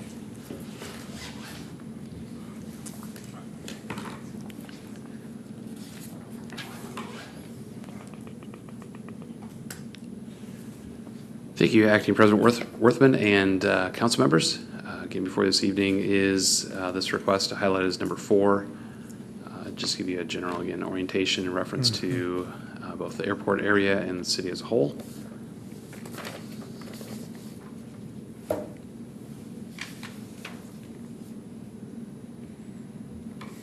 This too is a temporary zoned area, much like the first item before you this evening.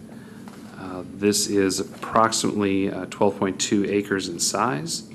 The applicant is the owner, Ms. Nicole Wilson, and they're looking to build a single-family home on this parcel that was originally annexed into the city back in 1989. So you can see here it's in the midst of other temporarily zoned properties, and so they're looking to rezone again from that temporary zoning to the R1A, the A being for non-sewered property. Here's a photo, better visualization of that property in relation to others there. I should note there was an error in the notice, speaking of public notice to neighbors. There's an error noted in that notice to just the public notice just to the neighbors, excuse me. The posting on the property and the notice that went to the newspaper was correct. It was just an error in reference to the descriptor for that rezoning category. So that was in error, and but again, all the other public noticing was correct. Again, the surrounding area is zoned R1A and developed with existing single-family homes, and staff does believe this request is consistent with the comprehensive plan, compatible with surrounding development, and it's before you this evening with Plan Commission also recommending approval. Okay, thank you. Questions from Councilmember Strobel? Thank you. So if this lot, if they built a single-family home on here, where would access to that come from? Acting President Worthman and Councilmember Strobel, there are a couple options. The applicant is present. I know there's other property under ownership here too. There's this parcel can be accessed. There's access here. Most likely is where that would occur. But there are a couple options, and you can see here there's an easement. I believe it doesn't show up on these maps, but perhaps the property owner could respond to that shared access drives in this area. But again, there's a separate parcel that's owned here as well. So essentially, off of Airport Road, there are two options. And I think the applicants are going to speak after, and they can address that. Hopefully they can provide some additional detail. Is there further questions? Councilmember Strobel, other council members?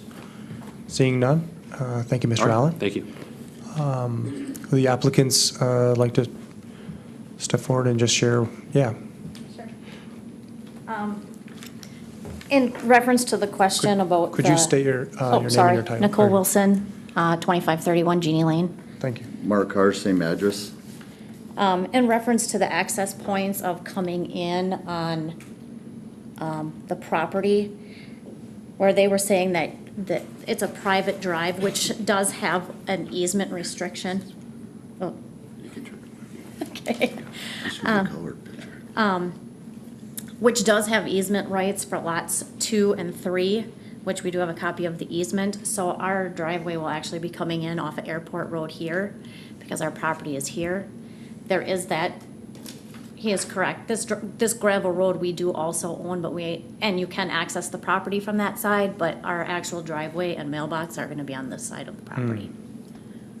Okay. The home is going to be built right here. In and amongst the trees. Okay. Thank you. Do council members have further questions? Seeing none? Thank you. Do you want to have a further one? I do have a question for the city council, and I'm not sure if you guys can answer this or not, but with regards to this easement, we've had some issues with one of the neighbors thinking that they can access it.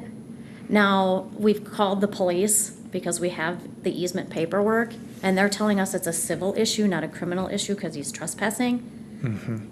I'm not sure where we need to direct that issue, because he's the individual that lives in this house here, and his access to his house is on Iona Beach.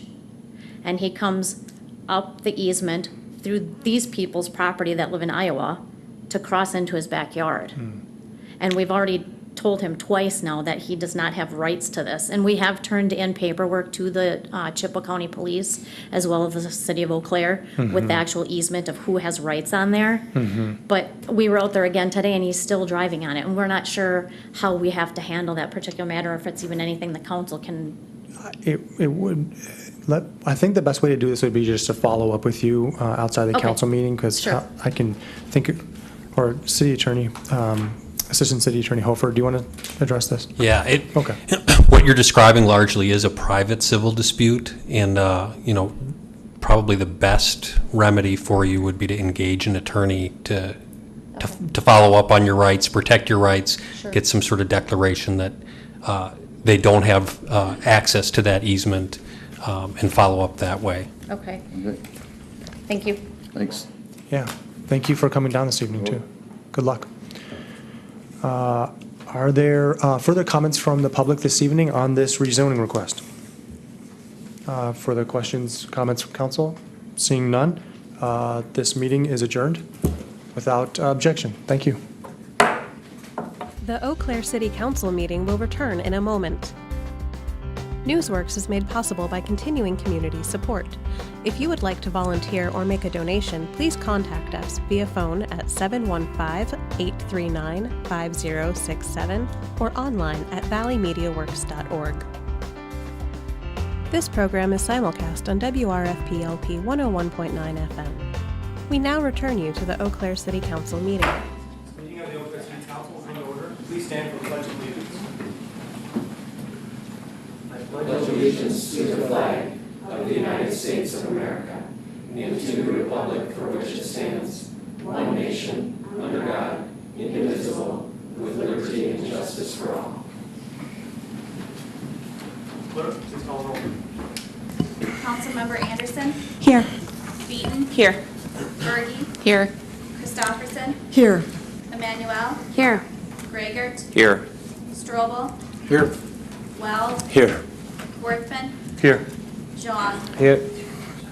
Thank you, City Clerk, and welcome everyone to this July 24th legislative session of the Eau Claire City Council.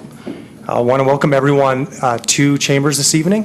For those not able to join us in person, if you want to catch this proceeding live at valleymediaworks.org. You can also catch the video on YouTube afterward if you didn't make it. We are going to move right into our first order of business, which is our consent agenda. Are there questions or concerns or thoughts? Do any council members want to remove any item of the consent agenda for separate consideration?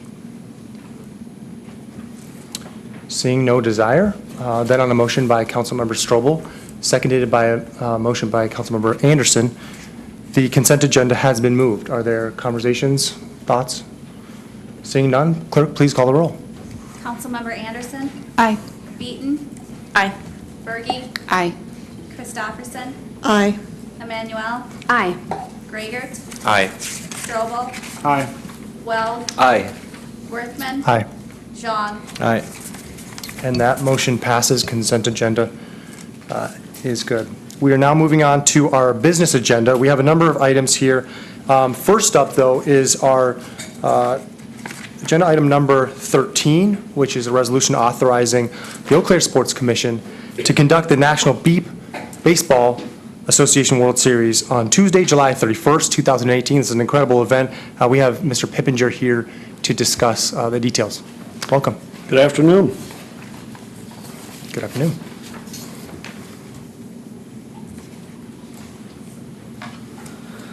The special event application before you is a new event. The National Beep Baseball Association World Series is an event sponsored by Visit Eau Claire.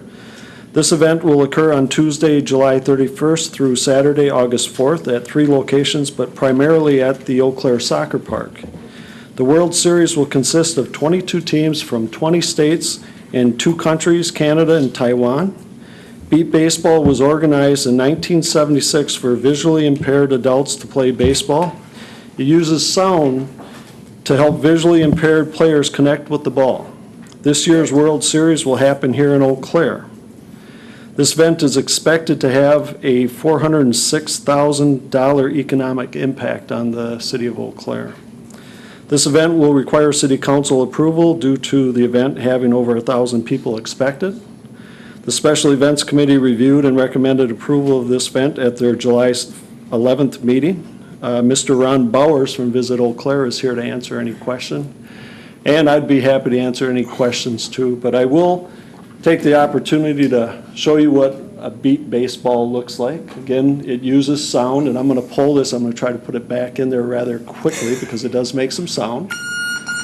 And they pitch the ball, and the batter hears the sound and hits the ball based upon the sound, and the fielder actually fields the ball based upon the sound.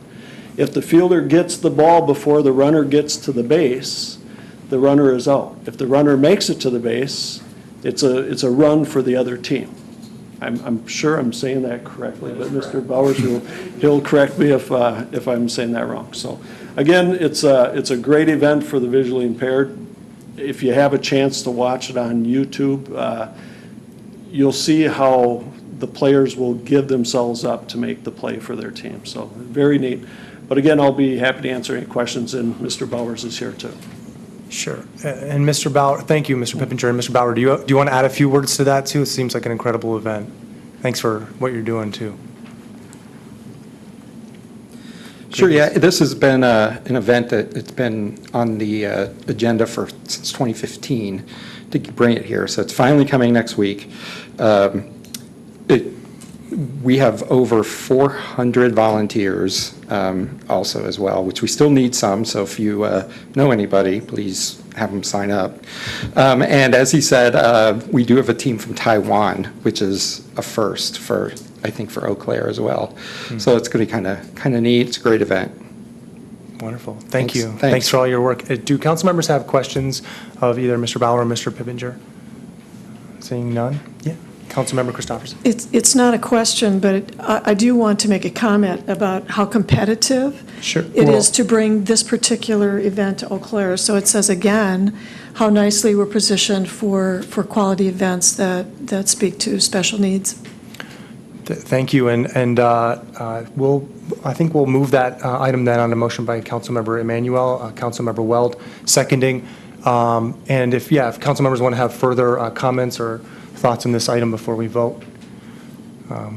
Thank you for your comment too. Clerk, please call the roll on agenda item number 13, which is the World Series of Baseball.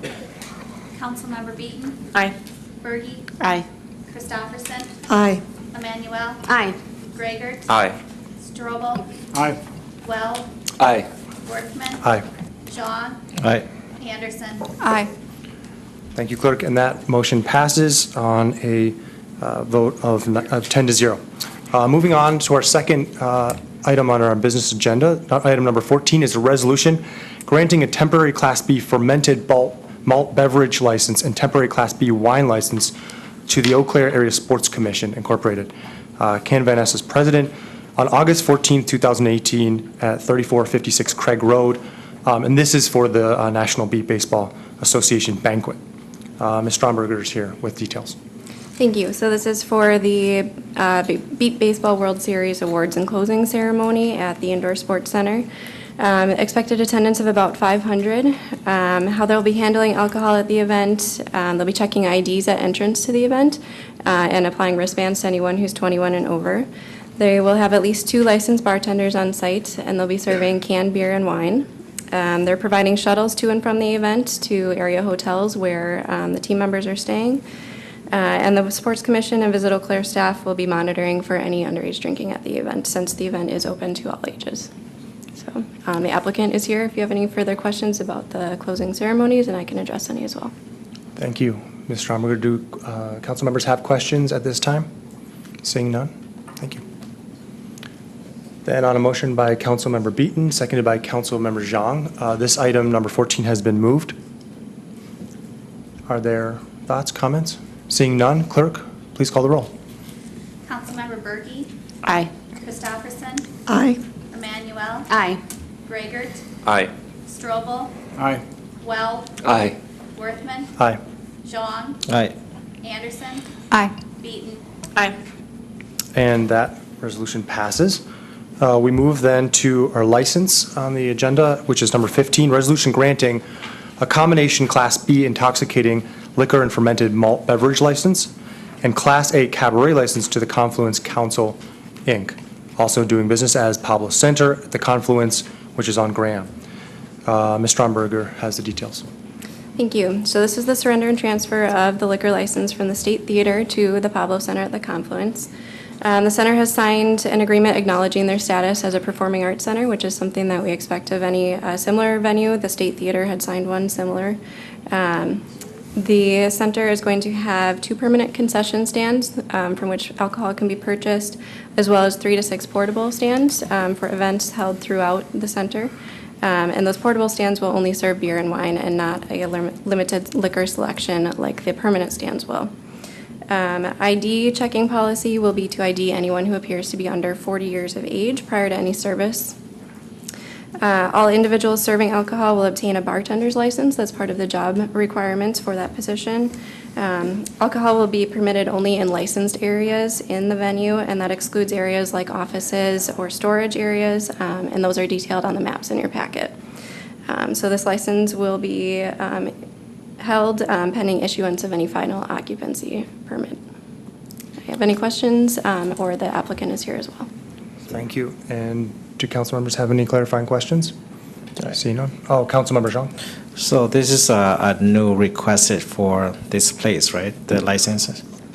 It is new for that location, but it is a surrender and transfer of an existing license from the State Theater. Okay, thank you. Further questions by council? Seeing none? Thank you. On a motion then by Councilmember Graggart, seconded by Councilmember Berge, this is license number, agenda item number 15 has been moved. Are there any comments by City Council? Thoughts? Seeing none? Clerk, please call the roll. Councilmember Christopherson, Aye. Emmanuel, Aye. Gragert, Aye. Strobel, Aye. Weld, Aye. Worthman, Aye. Jean, Aye. Anderson, Aye. Beaton, Aye. Berge. Aye. And that resolution passes. Thank you. And thank you to the applicants as well for all your great work. Moving on to agenda item number 16, this is a grant, which is a resolution accepting and appropriating the Edward Byrne Memorial Justice Assistance Grant, JAG, Formula Program Funds from U.S. Department of Justice, Office of Justice Programs, Bureau of Justice Assistance. This is going to require a 2/3 vote because it is an amendment to our budget, and Ms. Thompson is here with details. Hi, good afternoon. Good afternoon. This resolution is to accept and appropriate a grant from the Department of Justice for $12,110. The city and the county go in this on it's a joint grant. The city police department gets 75% while the county gets 25%. There's no match for this program. The city's funds are going to be used to assist in purchasing less lethal launchers, which are going to replace the shotguns that are currently in the vehicles. So it's part of a capital program that we also have funds for 2018, and you'll see it in 2019 also. Thank you. Do council members have questions? I don't see any. Thanks. Thank you, Ms. Thompson. Then on a motion by Councilmember Christopherson, seconded by Councilmember Strobel, item number 16 has been moved. Do I see any discussion? None at this time. Clerk, please call the roll. Councilmember Emmanuel, Aye. Gragert, Aye. Strobel, Aye. Weld, Aye. Worthman, Aye. Jean, Aye. Anderson, Aye. Beaton, Aye. Berge, Aye. Christopherson. Aye. And that resolution passes. We move then to a budget amendment item, number 17 on our agenda, which is a resolution authorizing operating and capital budget appropriations for fiscal year 2018. And again, this is going to require a 2/3 vote of the council because it amends our budget. Mr. Solinger is here with the details. Good afternoon. Good afternoon. So before you is a resolution authorizing various second quarter 2018 budget adjustments of the operating capital budgets of the city. We have a $14,800 adjustment and appropriation to our health department for various grants and donations, a $10,500 appropriation for our library's operating budget for various grants and donations. In our capital budget, we have a $55,300 appropriation in our Parks Improvements Fund. This is for capital costs associated with new pickleball courts. Because there are reimbursement revenues associated with this project, it won't actually require a use of the city's fund balance to fund the projects. There are offsetting revenues. Similarly, the $200 appropriation in the Land, Building, and Equipment Fund are for expenses of the Digital Forensics Lab. These also outside governmental entities that use the Digital Forensic Lab essentially pay the city for use of the lab. So we take whatever revenue we receive from those uses, appropriate those back into this fund and into this program. So those revenues from the Digital Forensic Lab are used and accrued to then pay for future capital costs associated with the lab. So we like to appropriate those on an ongoing basis as we receive those revenues. Mm-hmm. So with that, I'll take any questions. Do I have any questions? Seeing none. Thank you. Then on a motion made by Councilmember Anderson, seconded by Councilmember Emmanuel, this budget amendment is moved. Thoughts, discussions? Seeing none at this time, clerk, please call the roll. Councilmember Grigert, Aye. Strobel, Aye. Weld, Aye. Worthman, Aye. Jean, Aye. Anderson, Aye. Beaton, Aye. Bergy, Aye. Christopherson, Aye. Emmanuel. Aye. And that resolution passes. We move then to item number 18, Independence Park, 8th edition.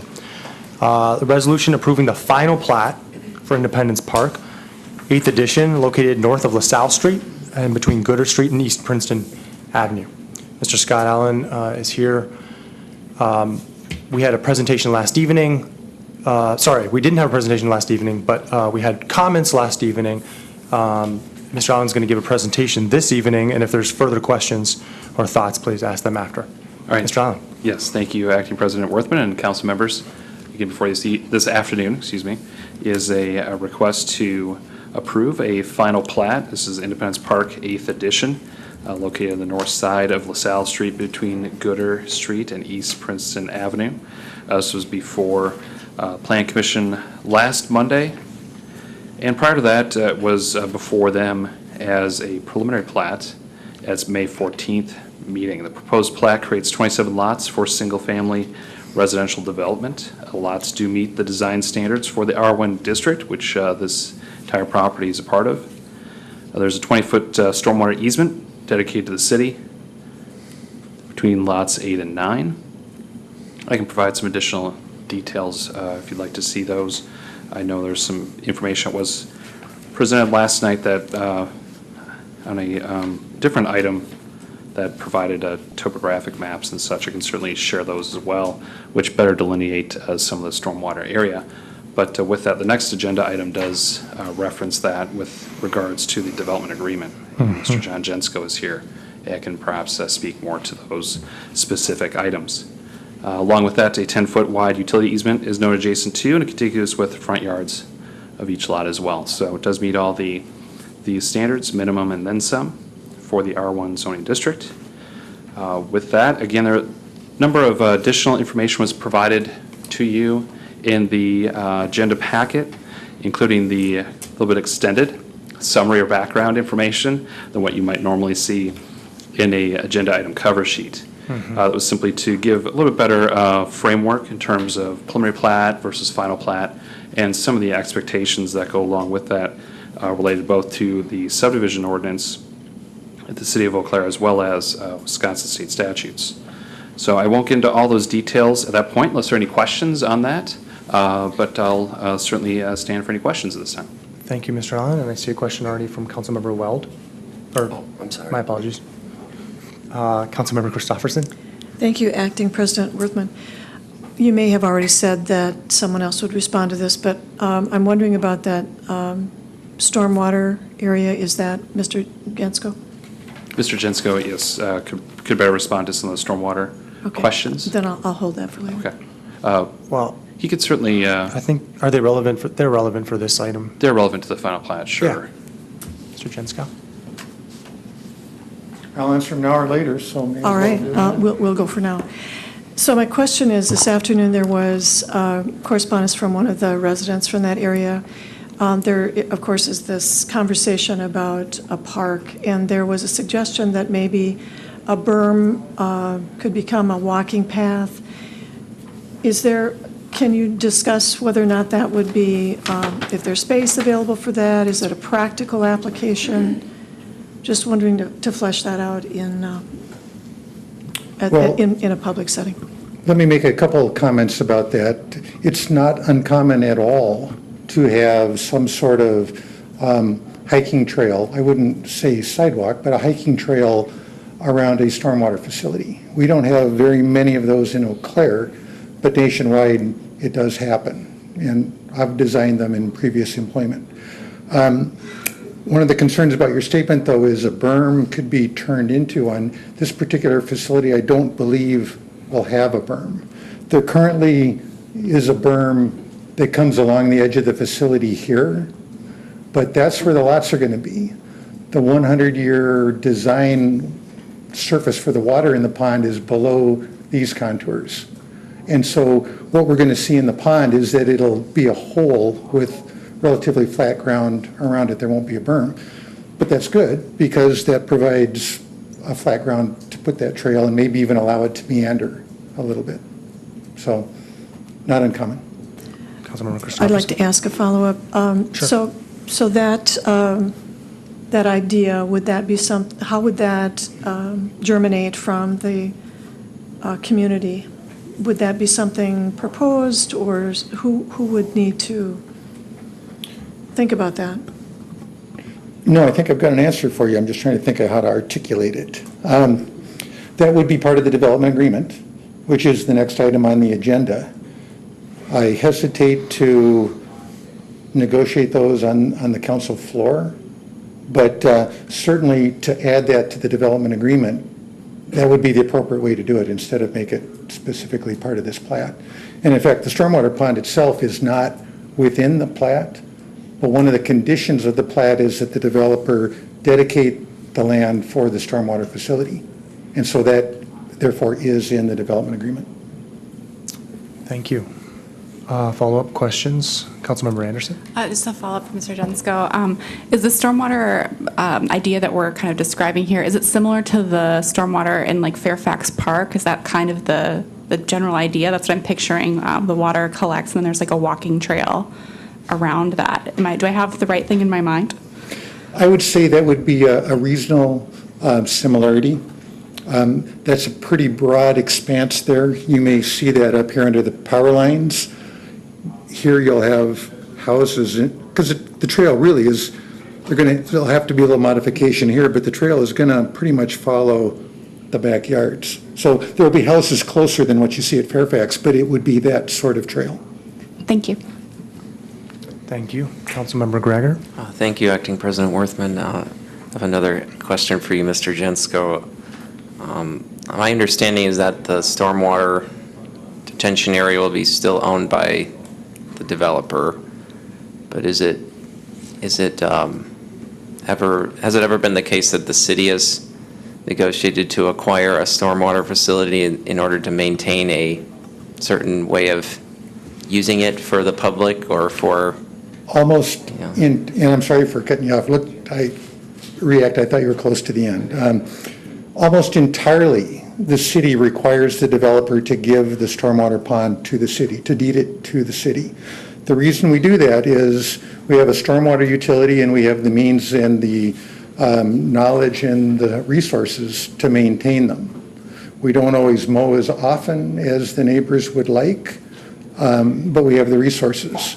We've seen many communities where they're owned by a homeowner association instead of by the municipality, and often they run into trouble over time because the maintenance doesn't occur. The homeowners may not even know they have to maintain them. Now, there are some situations in the vicinity of condo plats and in a situation potentially like this where there is a golf course, any means to do the maintenance, that we would, and we offered that to the developer at a staff level of either dedicating the parcel or giving us a flooding easement and then maintaining it themselves with the intent that it would be maintained similar to the golf course.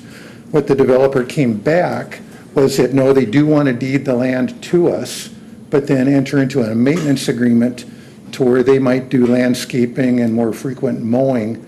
So they would be doing that, and we would be doing the heavy lifting, so to speak. We'd be doing the pipe repair, the sediment removal, the stuff that really we would like our resources to be able to do. Mm-hmm. And valid under the context that they're paying utility fees. Thank you. Further questions? Council? Thank you. Councilmember Berge? Thank you, Acting President Worthman. I have a question about the trees. Right now, there's trees along the boulevard, and I've gotten a question from my constituents that would there be an option? Does the city own the trees? People were wondering if they could take the trees, because they're nice. They're not huge trees; they're smaller trees, and I meant to email that earlier and I forgot. So sorry. I believe our community services director is here, may be able to answer that. Or I'd be glad to jump in. Representative for the right-of-way. Here we go. All right. The trees in the boulevard are the city's trees. And so, no, they shouldn't take those. Now, there is a scenario, I'm not exactly sure where the trees are as you come along these streets. There is a scenario, depending upon where the driveways go, there would be a conflict, in which case the city forester would work with, normally we would, depending upon the size, try to transplant them, or they'd have to be taken down and moved elsewhere on the lot. It would depend upon the size of the tree, and I'm not familiar with what that size is. Thank you. Further questions from council? Seeing none. On a motion by, I believe we're at Councilmember Emmanuel, seconded by Councilmember Weld. Item number 18, resolution approving the final plat for Independence Park, has been moved. Are there motions, conversation? Councilmember Berge. Yes, thank you, Acting President. I would like to make a motion. I'd like to make a motion to postpone this item to the next legislative meeting, so in 2 weeks. Then, Do I hear a second? Councilmember Emmanuel. If I could do maybe a point of order before that motion is made, just a procedural thing. Often, if there's going to be a motion to postpone, sometimes somebody can say, I'd like to make a motion, but perhaps other council members would like to have a conversation first. And then that allows conversation to happen, and then if the motion was made right away, then that preempts any discussion that might be had. And if it's quiet and nobody has anything to say, then you might be back at making that motion in 30 seconds. So if you chose to hold off on that, totally your call. Councilmember Weld? Also, too, if we could clarify that it's 3 weeks until our next legislative, so it'd be August 14th. Is that what your intention was? Okay, thank you. Councilmember Berge, do you want to keep your motion on the table? Councilmember Emmanuel is correct. Sometimes, I mean, this is sort of the how we've often done it, is that if someone's interested in making a motion to postpone, they'll do so after some discussion, and if they don't hear discussion, but it can go either way, so. I can wait, that's okay. Okay. I like discussion. So Sure. good. Then I'm assuming that you're withdrawing that motion to postpone? Yes. Okay. Do I need to say anything else? If you want to speak first, I'll give you the first light on this item. Well, I think that thank you. Sure.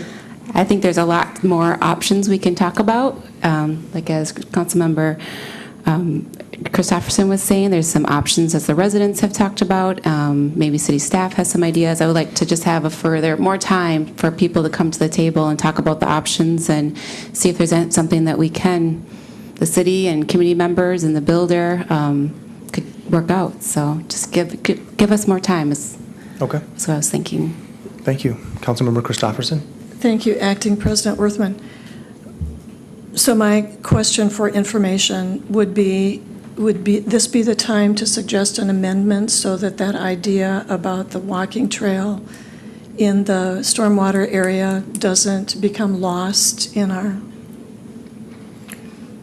I mean, my sense is that if this is postponed, that those kind of ideas would be looked at for coming back in a few weeks. If I might make a suggestion, that really would not be part of this plat. It would be part of the development agreement. Thank you.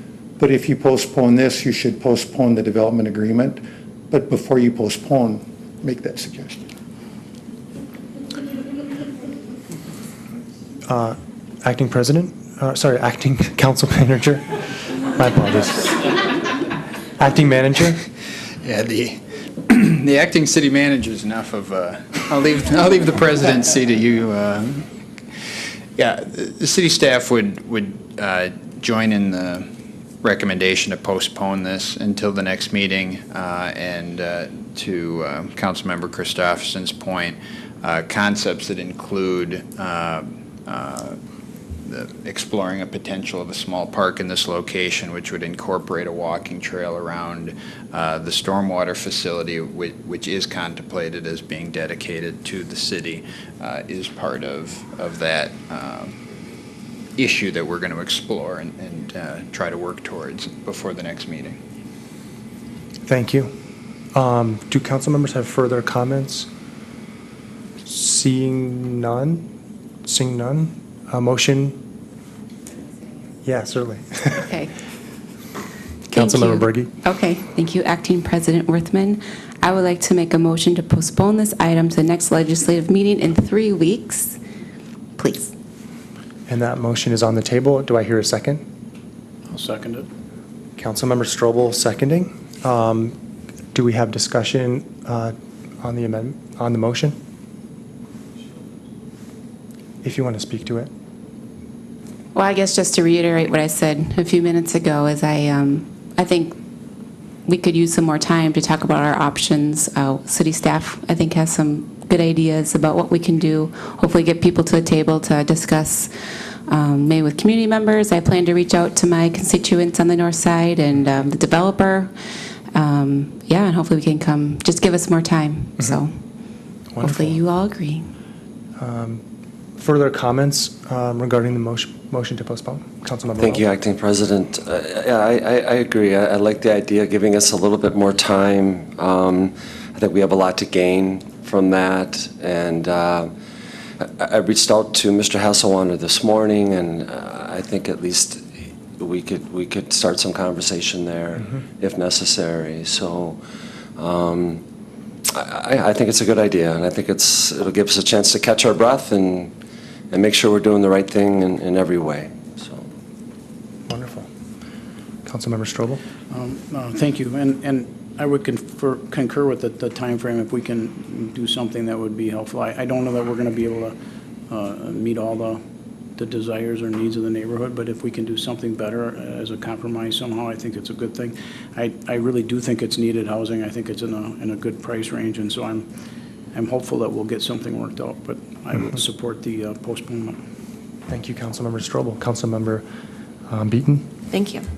I have to agree that though I'm excited to see development happening in our city as it grows, and development at a good price, the arguments of the public last night for any natural space were very compelling, and I will definitely be supporting this motion to postpone. I think that it'll give us some time to find these people a park. So. Thank you. Further comments? Councilmember Weld? Yeah, thank you, Acting President. Maybe if I could just ask Mr. Nick to explain the deadline here for getting this completed. I know we had some conversation about that earlier. Acting City Manager? Certainly, thank you. In addition to some of the other legal issues involved that we've advised you on in the packet, another one is that there is a timeliness issue, but we're fine with a meeting, a postponement of simply one meeting to August 14th. But another element of state law is that we have to act upon the final plat within 60 days. So we're fine on the 14th, but we could not postpone another meeting. If you go any further than that, it's deemed automatically approved as submitted. So we'll have it back to you by next meeting. Thank you. Councilmember Strobel? I just might add one more thing, I guess. For my days in the East Side Hill neighborhood, when we built Flynn Elementary School, the neighborhood, we had a shared agreement to use their playground equipment as a neighborhood park. And I think all neighborhoods, or most of our neighborhoods, do have neighborhood elementary schools, and they might not be right next to you, but they're certainly close enough. And I believe that we have the ability, the citizens do, to use those parks as well. I think we even used, Parks and Rec used Flynn Elementary School to hold their summer programs too. So I think there's some agreements there that people maybe have to think about a little bit with some of that equipment. That makes sense. Further comments? Further questions? Seeing none, clerk, please call the roll on a motion to postpone this item until our next legislative session in 3 weeks. Councilmember Strobel? Aye. Weld? Aye. Worthman? Aye. Jean? Aye. Anderson? Aye. Beaton? Aye. Berge? Aye. Christopherson? Aye. Emmanuel? Aye. Gragert? Aye.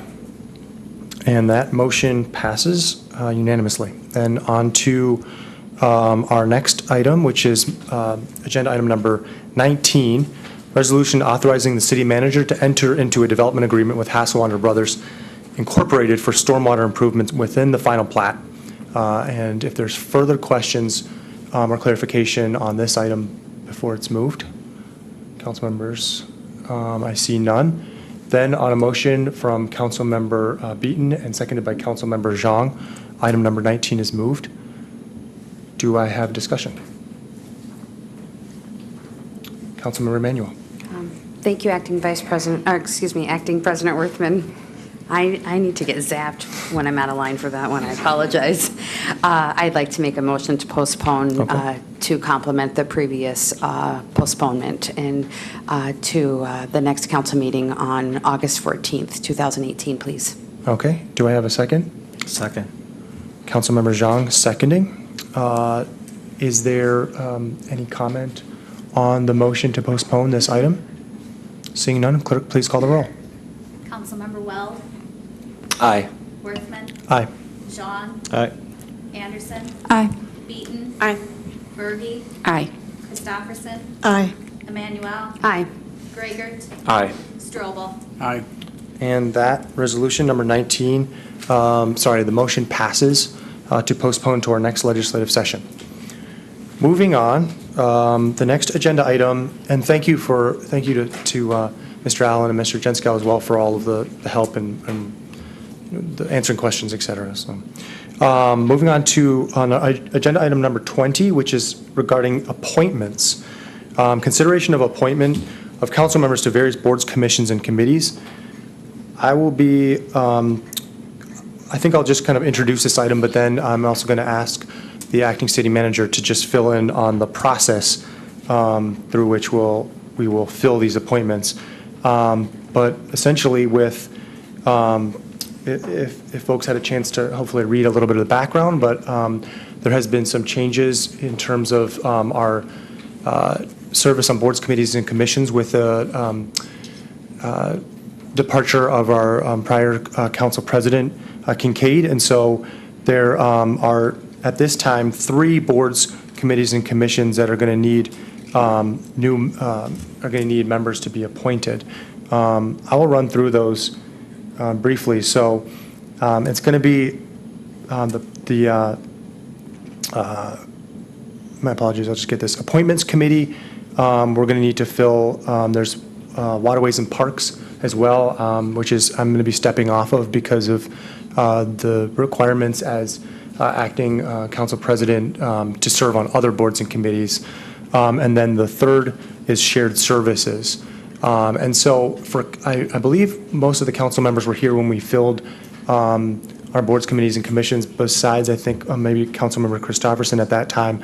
And so our duty tonight is to fill those. I'm going to let the acting city manager just discuss how we will move through the protocol of filling those seats. Thank you.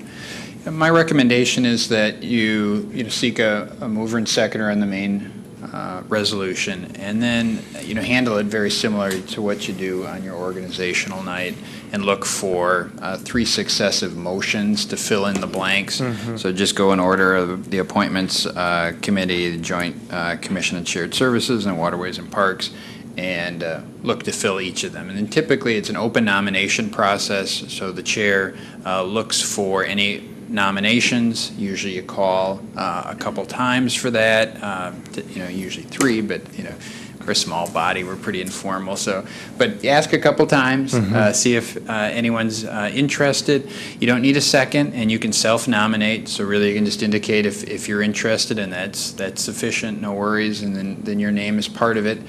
Typically, then we go around just to see if the individuals that have been nominated or nominate themselves want to speak to their nomination of why they'd like to be on that committee or commission or board.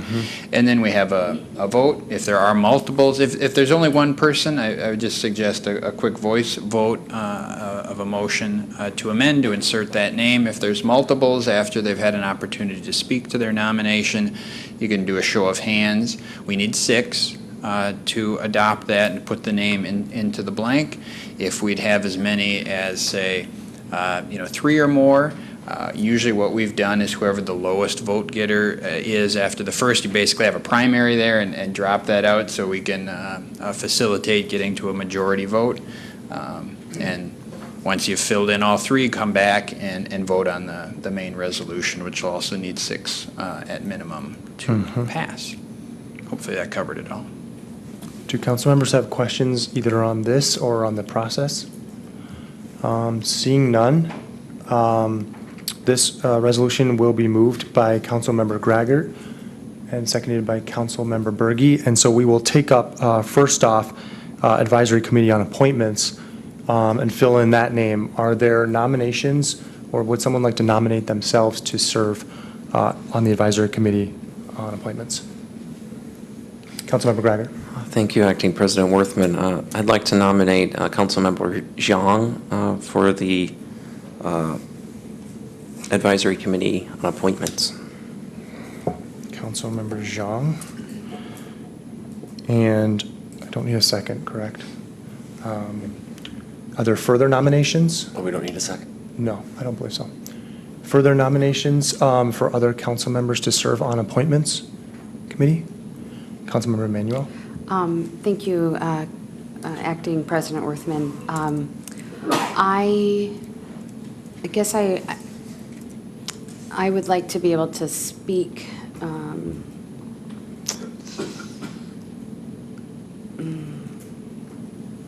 just trying to think about this procedurally. Just a minute, please.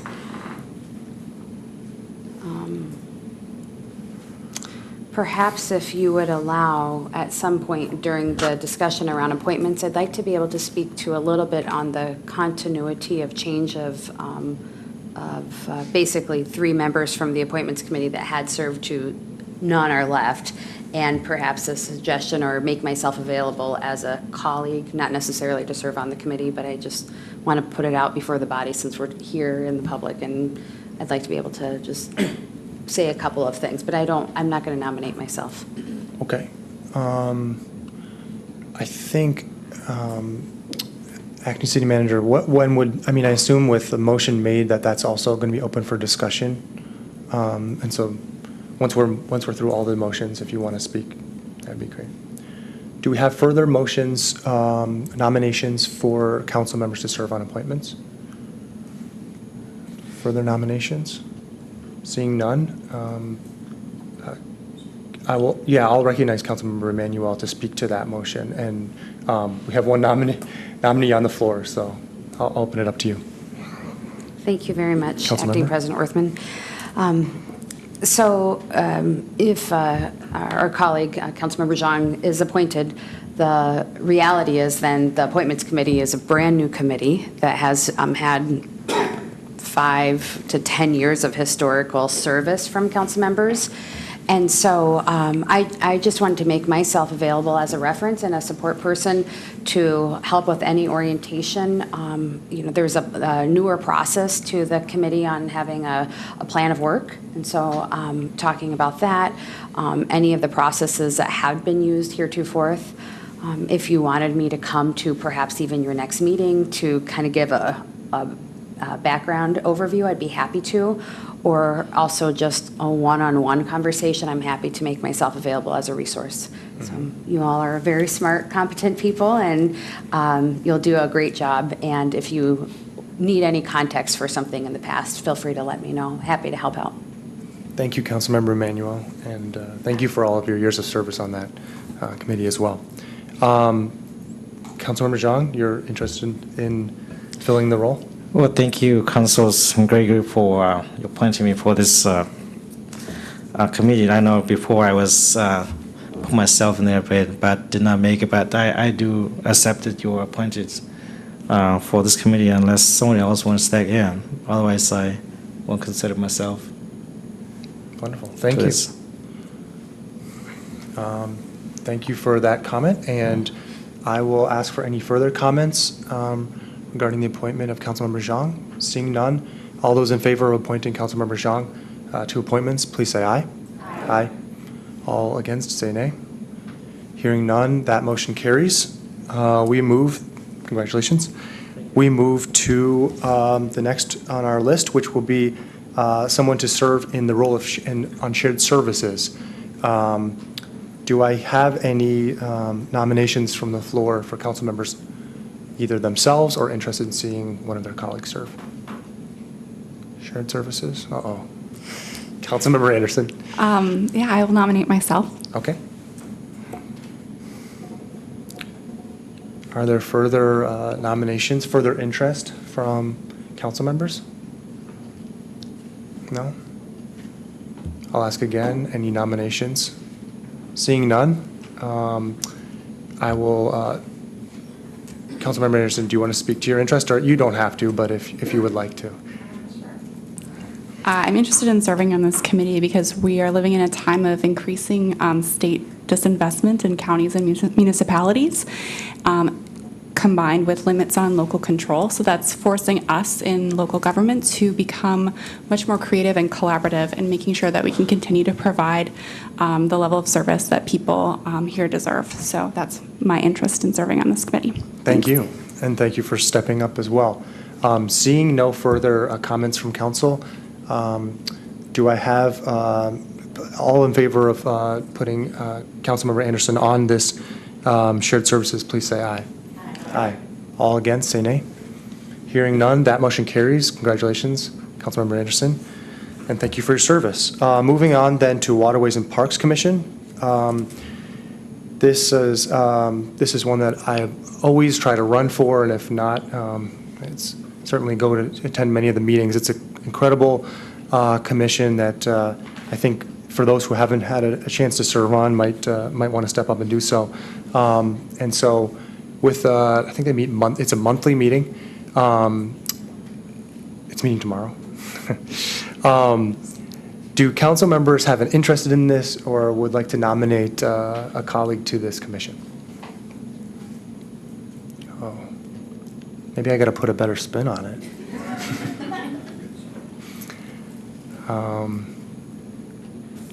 Councilmember Weld, were you on this last year?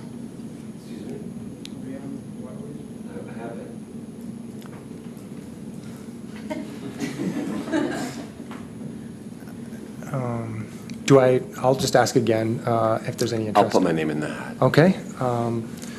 Councilmember Weld. Further interest? Any other nominations? Seeing none, Councilmember Weld, would you like to speak to your interest? If not, that's fine. Okay. Seeing no comments, further comments from the council, Councilmember Emanuel. Thank you, Acting President Worthman. I would just use this as a moment to speak about my own observation that perhaps the pause or the consternation that you see is because the workload of council members is really high. Mm-hmm. And it's important that people balance out their life and their work and family and civic contributions. And the reality is, if Councilmember Weld gets on, this means every Monday night he's at City Council. Almost every other Tuesday night he's at City Council. The alternate Monday nights are at Plan Commission, and now a bunch of Wednesday nights would be at the Waterways. And so I just honor all of the time that everybody's putting into this. It's not easy, and it's also really important in what citizens rely on us on for. So it's, I guess, maybe a sobering moment. Thank you. And I know, I think that's probably accurate, that all of you serve on a number of different boards, committees, and commissions, and so it's part of the thinking as well. So Councilmember Weld has put his name in for consideration. We will then, seeing no further comment, all those in favor of appointing Councilmember Weld, please say aye. Aye. All those against say nay. And hearing no opposition, Councilmember Weld, congratulations for serving again on that board. Moving on then, oh, sorry, we have to pass this resolution with all of the names listed now, council members listed on each committee and commission. Do I hear further comment or concerns about this resolution? Seeing none, clerk, please call the roll. Councilmember Worthman. Aye. John. Aye. Anderson. Aye. Beaton. Aye. Berge. Aye. Christopherson. Aye. Emmanuel. Aye. Greigert. Aye. Strobel. Aye. Weld. Aye. And that resolution passes. Thank you again. Moving on, we have ordinances for action this evening. Item number 21 regards zoning. It's an ordinance rezoning properties located at 5514, 5540 Cindy Court, 3640 and 3624, 3604, 3934 Flynn Place. It also includes 5537, 5523, and 5511 Normandale Road, and it also includes 5415 Christopher Drive.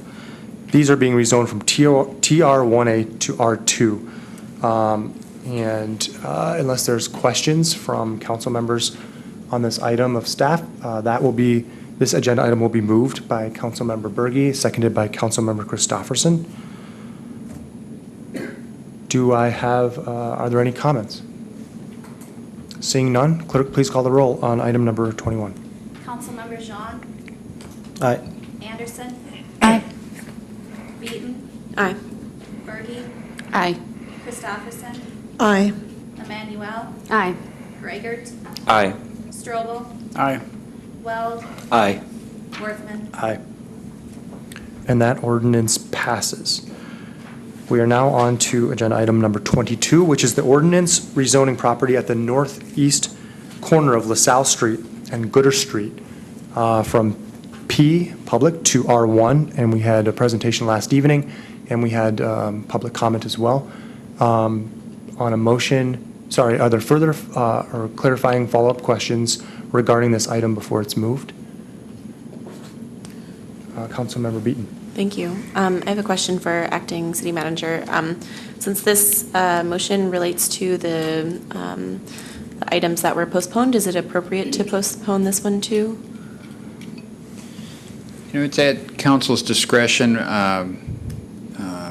As staff, we're not asking or recommending that you postpone it. It's a very small parcel that's not a part of that final plat and not the corner that we think is applicable to potential parkland use. So we think it can move forward tonight, but subject to your policy preference. Are there follow-up questions? Did that answer a question? Seeing no further questions, this agenda item will be moved by Councilmember Strobel, seconded by Councilmember Anderson. Discussion? Councilmember Emmanuel? Thank you, Acting President Worthman. Unless there's other discussion, my preference would be that we would postpone this. Let's do the whole package up and make sure we give ourselves a gift of time, which often lends some clarity and creative solutions. So I can make that motion in a moment if there are no other discussion points. I second. Were you making a motion there? Sorry, the council member wasn't making a motion. Councilmember Strobel. Thank you. If that motion is made, I probably won't support it. Okay. I don't think this has much to do with anything else. I don't see an advantage to postponing it. I don't know. It's the property owner already owns it, and it would be spot zoning if we didn't change it. The zoning all around it is R1 now, so I don't know that it gains us anything by postponing it. I guess at least I think I thought that's right. I don't know if it does. It's up to everybody else what they want to do. Thank you, Councilmember Strobel. Further comments? Councilmember Weld? Thank you, Acting President. I guess I think this is one part of our whole package here that we've been talking about that we could decide on tonight. I don't know if it plays as big a role as maybe it's been made out to be, but I think only that was because it was part of a springboard into the rest of the discussion. And this development, however it's approved in 3 weeks, can move forward with or without this parcel.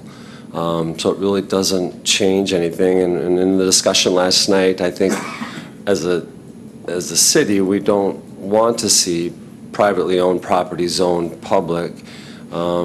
And I think it's in our best interest to, as Councilmember Strobel pointed out, remove that spot zoning and make it consistent with the rest of that area, which is all R1. Thank you, Councilmember Weld. Do I have further comments? Councilmember Berge? Thank you, Acting President. I guess I would favor postponing it, just as Councilmember Emmanuel said, just put everything on the table. We don't know what's going to come up. We can still vote on it in 3 weeks, so I would, again, I think waiting and as well, people last night were asking for it as, to be a part of the discussion as well, so my constituents, so I would like to follow their lead. Thank you, Councilmember Berge. Further comments? Councilmember Anderson. I also will be supporting the motion to postpone it. I think we're kind of asking city staff to have some conversations and get creative in their approach to resolving the problem of needing some green space. And so I think the more options that we have on the table, or the more time we have to think about what to do with this, these separate spaces, will just allow us a little bit more time for inspiration. Thank you. Thank you, Councilmember Anderson. Councilmember Gregor. Thank you, Acting President Worthman. I feel that, this little green square with a P on it, P public, is symbolic, I guess, of the rallying cry we're hearing from the neighborhood. And I feel that, while it's somewhat of a technicality that we vote for it, I still think it fits together with the way that the community would like this to be looked at comprehensively, and all three of the different parts of it, the plat and the stormwater and this rezoning, I think it's appropriate to kind of put them all together for some discussion over the next 3 weeks. So. Mm-hmm. Thank you, Councilmember Gregor. Further comments from council? Councilmember Strobel. I have a question. The rezoning on this particular plat of land, was that brought forward to us by the city or by the owner? Mr. Hofer? My understanding, it was brought forth by the city. Okay. Further questions, further comments? Councilmember Emanuel. Thank you, Acting President Worthman. I'd like to make a motion to postpone, per my comments earlier, Okay. until August 14th. Okay. My second. And there's a second by Councilmember Gregor. Do I have further discussion on this motion to postpone? Seeing none, clerk, please call the roll. Councilmember Anderson. Aye. Beaton. Aye. Berge. Aye. Christopherson. Aye. Emmanuel. Aye. Gregert. Aye. Strobel. No. Weld. No. Worthman. Aye. Jean. Aye. And that motion to postpone, the ordinance passes. We will then move on to ordinance item number 23, an ordinance rezoning property located at 420 Franklin Street from R2 to R3P, and to adopt a general development plan for a duplex. Are there questions from council about this item? We had a presentation last evening. Councilmember Strobel? Maybe I'll just wait till discussion. Sure. Do other council members maybe have anything, questions? Seeing none, then, do Councilmember Beaton? Yeah, I think Okay, I do. Councilmember Beaton. Yeah, I have a question for Mr. Allen. I'll give you a minute.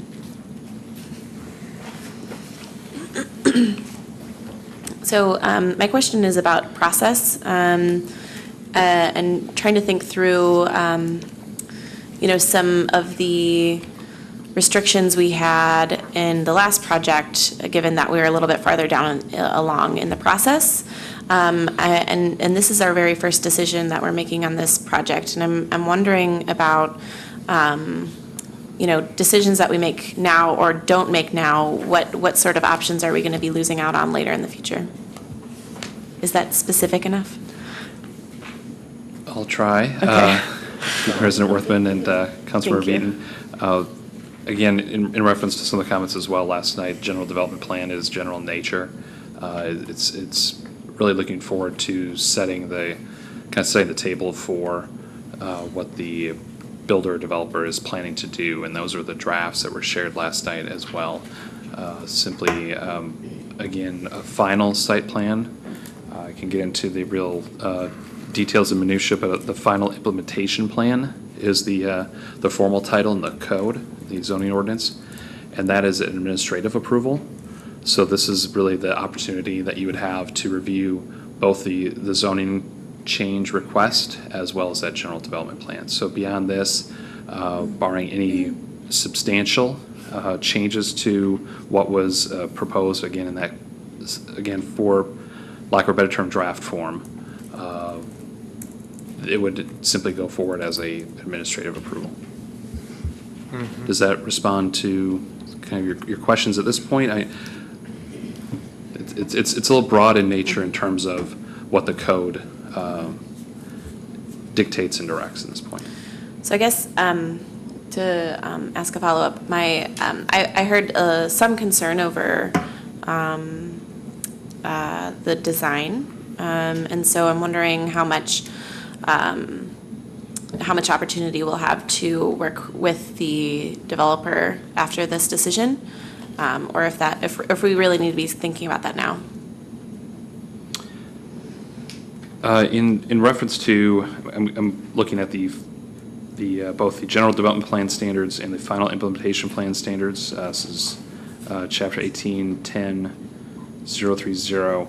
The purpose of the final implementation plan, as I was referencing, is to finalize the detailed planning, engineering, design, ownership, management, maintenance, and timing aspects of the development. So that's when we really get into the real detailed level of, as mentioned here, engineering, design, and such. Backing up at the current stage is general development plan. Section prior to that refers to final action on the general development plan lies with the council. That's really your direction at this point. So in between that and then the final detailed planning, engineering, design, so on and so forth, that's kind of that in-between stage where we'll see those additional details come forward. So it is a reliance upon staff and administrative capacity to review those items in the greater level of detail. But again, back to my comments of last night, if there's some specific or even general direction that you'd like to share at this point, we can certainly take that into consideration as we move forward to that final implementation plan stage. Thank you, Councilmember Beaton. Councilmember Strobel? That's what Councilmember Beaton asked was what I was going to get to here, I think, as well. And it said there was general development plans on the elevations were on the plan that went to the Plan Commission. And then once we approve this, it's just an administrative approval process. So my question would be, if I remember correctly, when I was on the Plan Commission, I don't know that Plan Commission has a whole lot of input in necessarily the design of the buildings unless you do it through this development agreement. So if once we rezone this, as long as they meet the sidewalk setbacks and all those types of things, you don't have a whole lot of input. So I think if we wanted input here, that's when we should get it. I know I went out to the site and there's a two-story building next to it, a two-story building on this side, and there's actually two houses down to the right. There's a newer duplex that was actually built, which is 2 stories with a detached garage. So from my perspective, what you showed us last night might not be the best fit for that. And I don't know how we as a council can give our input on that. If we approve this general development plan, would we approve it with conditions? Or would you go back with the developer and come back to us with elevations that maybe council would be more comfortable with? I may look to our legal counsel as well, but in terms of, again, the guidance from the code, my understanding is you could certainly place some conditions of approval that doesn't give any further guidance other than final action lies with the council. So I wish I had a better formula to follow beyond that, but the code is a bit silent in terms of what is allowed. That being the case, you could read it fairly liberally and therefore provide some additional specific guidance in form of conditions. Thank you, Mr. Allen. Are there further questions? I guess I have one. What's the timing on this if we wanted to ask for different elevations or different designs? Could it come back at another meeting? It could be continued, or I don't know if this would also be a postponement or a tabling, but I believe postponement would be very similar to what some of the previous items here. Okay. Further questions? Thank you. Oh, sorry, Councilmember Gregor. Thank you, Acting President Worthman. Mr. Allen, I was wondering if you foresee staff recommending to the developer that there be windows on the side of the building that currently, according to the designs we saw last night, did not have any windows or doors on one side of the house, and if that's particularly abnormal, would you say, or not advised to have to have a whole side of a building without windows? In terms of the design in that regard, it really would be dependent upon the how the building is situated on the property, of course, as well. If it's quite close to a neighboring property with that may have multiple windows on it, it may be less desirable to have multiple windows on this building. It really depends on how it lays out. But that's certainly one item, as mentioned last night, that we'll take into consideration as we go forward to work with the developer on that final implementation plan. So again, comments and input here we can certainly carry forward. Looking at something more of a formal nature, certainly that could be in a conditional sense. That being the case, again, it is a rezoning as well, so they kind of go hand in hand. Do you have the elevation to put up Sure. on the overhead? 'Cause I don't think it's in our packet. I didn't see it. Further questions from council?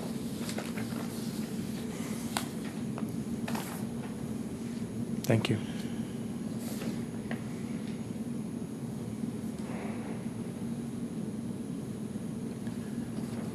That front elevation is the one facing Franklin Street? Is that correct? Yes. Okay. Thank you, Mr. Allen. Thank you. Do we have a motion then? It would be, I believe, Councilmember Emmanuel and Councilmember Weld seconding. This item, number 23, is moved. What are your thoughts, Council? Councilmember Strobel, do you want to speak first? So what would be our move here if we didn't, we wouldn't be sending this back to the Plan Commission, correct? Or would we? I mean, would we, if we postponed, or, I mean, if we amended this and said something that we would want the design to fit with the neighborhood, then that goes to administrative. Is that good enough for everybody, or I guess I'm asking those questions. Okay. Councilmember Strobel has asked a series of questions. Are there some answers, thoughts on council about how we want to do this? Councilmember Weld? Excuse me. I'm not necessarily responding to Councilmember Strobel's question, but you know, I feel like, you know, we part of what we've approved over the years with the phrase administratively approve is we've given staff the, you know, the go-ahead to look at these site plans and development plans, and you know, I assume that they're always going to approve something that meets code and meets what the city's expectations are. I think it's difficult for us to micromanage every site plan as a council. I mean, that's part of the role of Planning Commission and part of the role of staff. My house has one end of it that does not have any windows in it. I love my house. But I think we're looking at, you know, things that, and there are one-story homes on Franklin. Actually, one-story homes are preferred right now. They're easier to rent, and it's what people want. I know, though, in the past, it's about compatibility, and we've gone the other way more than this way. You know, with compatibility, we've looked at massive structures on a street with smaller structures next to it, where we've said no to that. We don't feel that that's compatible. But if we're going to dictate one-story versus two-story on every site plan, I think that's more than what we need to be a part of each day. But again, that's my opinion. Mm-hmm. Thank you. Councilmember Beaton? Thank you. I think I share the same thoughts. I don't know that this is necessarily there yet, but I would feel comfortable just directing staff to keep working with the developer on something that's a little bit more appropriate for the neighborhood, and whatever that might be in their view. So, Councilmember Christopherson. Thank you, Acting President Worthman. I concur with Councilmember Weld. I trust that the staff and the Plan Commission are holding our best interest. I also had the thought when the builder was here last evening that he's building something that's affordable. And I'm thinking, again, in this climate of building, that for that neighborhood, this is probably something that's very appropriate. Thank you, Councilmember Christopherson. Further comments? Any motions? Councilmember Berge. Thank you, Acting President Worthman. This is a question maybe I should have asked earlier, but did the Plan Commission have any, did they have any concerns about this? I know they passed it for, they recommended it to council, but did any of this stuff come up?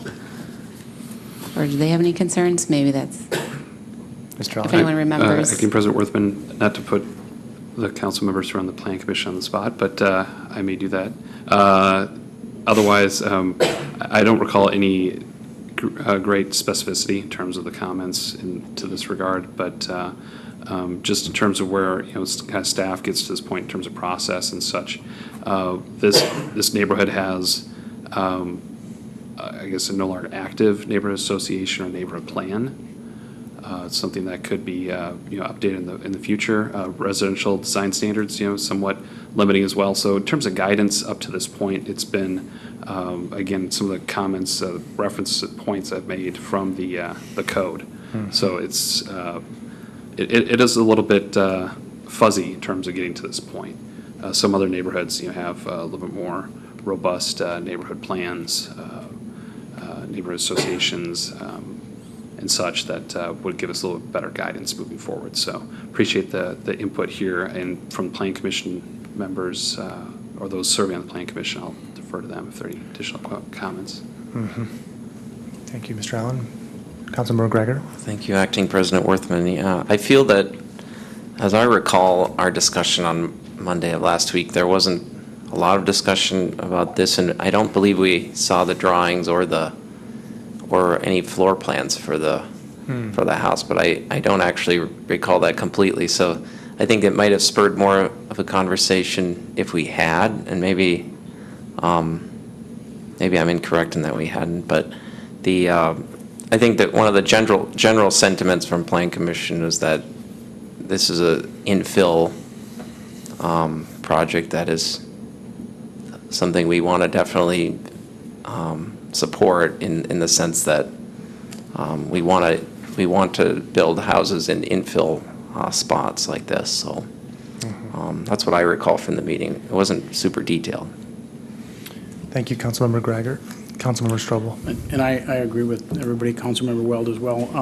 And I struggled with this for all these years on the Plan Commission, and that I would like Plan Commission maybe look at some design standards or compatibilities with the neighborhoods, and that I think infill development, something like this, is really a positive thing.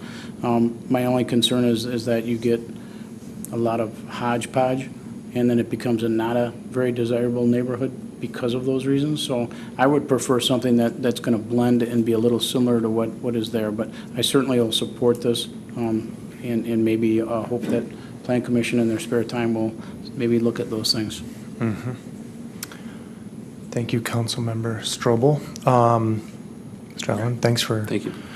I think I just wanted to speak on this briefly, but one of the things that this is something that council has for a number of years talked about, which is design standards, and it's not without controversy, obviously. But I think that as we look at projects like this, and I notice on the map or on Franklin Street, this isn't necessarily in keeping with the homes that are right next door, but it may be in keeping with some of the other homes on the street.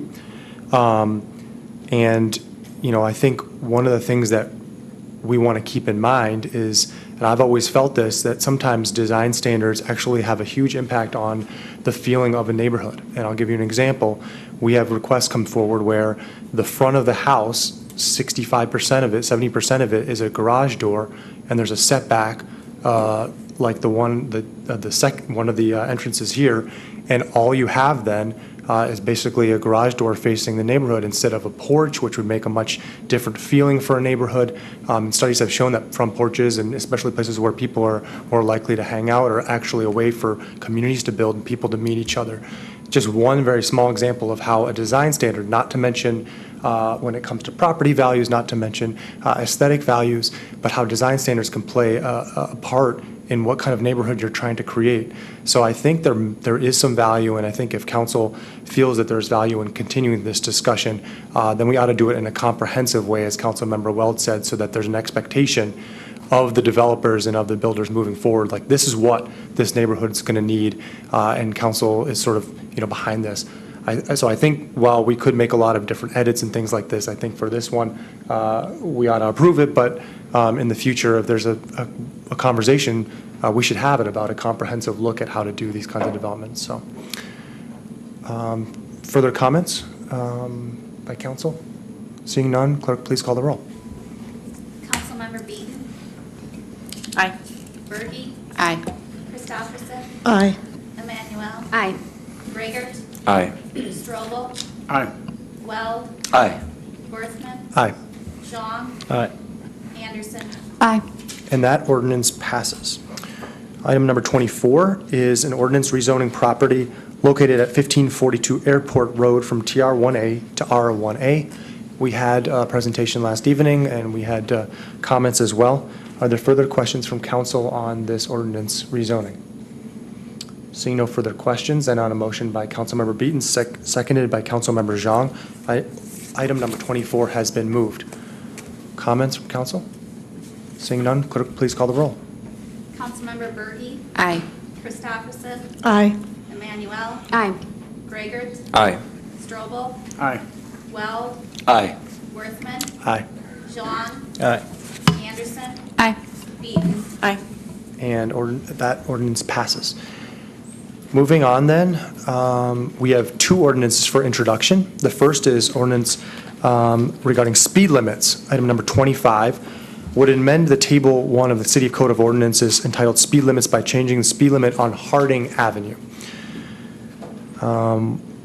We have another ordinance for introduction, which would be ordinance item number 26 regarding parking, ordinance amending Table 9 of the City Code of Ordinances entitled Parking During Specified Hours by amending time restrictions in the historic Randall Neighborhood Park and on Briggs Avenue.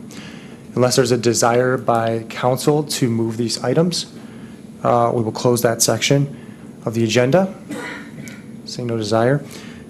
We move then to council discussion, which is item number 27 on our agenda. This item has been requested by myself and Councilmember Emmanuel, and the focus is on a discussion around building relationships between staff and council. As it says here, the movers, myself and Councilmember Emmanuel, are requesting that this item be rescheduled because of the importance of including the city manager in the discussion. So I will move this item on a motion by myself and Councilmember Emmanuel. Do you want to speak to the item, Councilmember Emmanuel, before making a motion? Sure. Thank you. Maybe it's a little bit of a gift that we get to, that this will be postponed. It's the intention of the conversation, if indeed we have it on August 14th, is really to have a conversation with all of us as colleagues and with the city manager on how can we build working relationships, and really at the fundamental root of that is how do we build trust with staff, and knowing that this is a pretty new council. And just to get our bearings of kind of the appropriate boundaries that we can help to facilitate, and then also having some clear expectations of how we can make ourselves available to staff who are citizens here in our community. And then working with the city manager on all of that. So I had received enough of one-on-one conversations that I thought it merited a group discussion in the public, and that's really the intention of that. You'll see that there's a facilitated format of how we might discuss that. The city manager had asked that if we talked about this, that we put forth a format of what the expectations would be. So that's what you see there. And a couple questions in there just to kind of jog your thoughts for when we do have the discussion. And then the city manager can take this information to work with us on creating some expectations that work for everybody so that we can be effective in our job as policymakers and respect the role and expertise of staff here in the community. Thank you, Councilmember. Further comments? Further comments? Seeing none. Can I make a motion to postpone? I'd like to make a motion to postpone until August 14th. Okay, I will second that motion. Conversation around the motion to postpone. Seeing none, clerk, please call the roll. Councilmember Christopherson. Aye. Emmanuel. Aye. Raygert. Aye.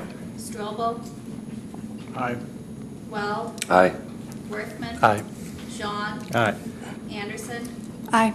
Beaton. Aye. Berge. Aye. And that motion passes to postpone the council discussion. We move then to announcements. Acting City Manager Nick, do you have announcements? I do have a few. Thank you very much, Acting President Worthman.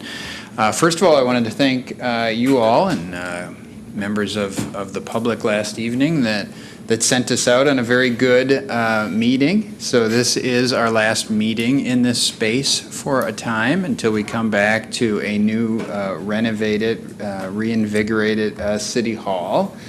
So we are excited about that prospect in a year's time and are working effectively to setting up a temporary City Hall up on Prairie Lane with new neighbors like CBTC Gateway and TDK, among others of our Gateway and industrial partners. So come find us up there, but maybe give us another week or so to settle in. But that is moving along and going well. I also attended this morning a ceremony led by Chief Staniszewski at Eau Claire Police Department, swore in and welcomed 2 new officers serving our city and our community this morning. So welcome to Officers Becker and Bemmister. We are very pleased to have them as officers and public servants in the community. There is a ribbon cutting event for Station 10 that's upcoming. That's on Friday, August 10th. So if you're able to, come out at 10 a.m. approximately. That event starts. It's slated between 10 a.m. and 10:30 to celebrate a new fire station in our community. So very pleased with how that project's come along. That's out at 820 Malden Avenue on our east side. We also have some upcoming events just to, they're a little bit out, but Kathy Marole asked that you let her know. So October, you got a few months, October 24th is the League of Wisconsin Municipalities Annual Conference. So if any of you are interested in attending, please let her know. And also the following month on November 7th, there's a National League of Cities Summit. So again, if you have any interest in attending those events, please keep her in mind. And then finally, where I started, so this is your last meeting here for some time, so if you have any personal effects, any snacks, I'm looking at you, Acting President Worthman. Take those items with you. We are setting up as guests at the county boardroom for the next year. So they have desks, but they have, it's the board supervisor's desk, so you probably will not have any storage space there, so you have to remember to bring anything you need with you to those meetings and then back with you when you leave. So again, if you want any of the parliamentary books or anything else that are down here as references, take them with you, and then you're just going to have to bring them in and out. So that's it. Good. We'll see you next time at County Courthouse County Board meeting. Do we have directives or announcements from any council? Councilmember Manuel. Oh, thank you, Acting President Worthman. Just spontaneously, if anybody wants to take a group photo, it's our last night here in City Hall. There's a statewide hashtag City Hall selfie that we could participate in, and it's a special night. So thank you, everybody, for just your hard work, and here's to the future. Awesome. Thank you, Councilmember. I guess then on a motion by Councilmember Zhang, seconded by Councilmember Gregor, without objection, this meeting will be adjourned.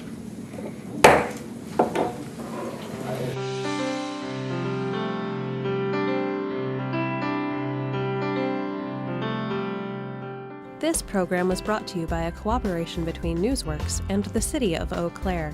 A transcript of this meeting is available for the hearing impaired. It will be available within 7 days of this telecast. Call 715-839-4912 or TDD 715-839-1689. Or write Eau Claire City Clerk, P.O. Box 5148, Eau Claire, Wisconsin 54702-5148. Newsworks is made possible by continuing community support. If you would like to volunteer or make a donation, please contact us via phone at 715-839-5067 or online at valleymediaworks.org.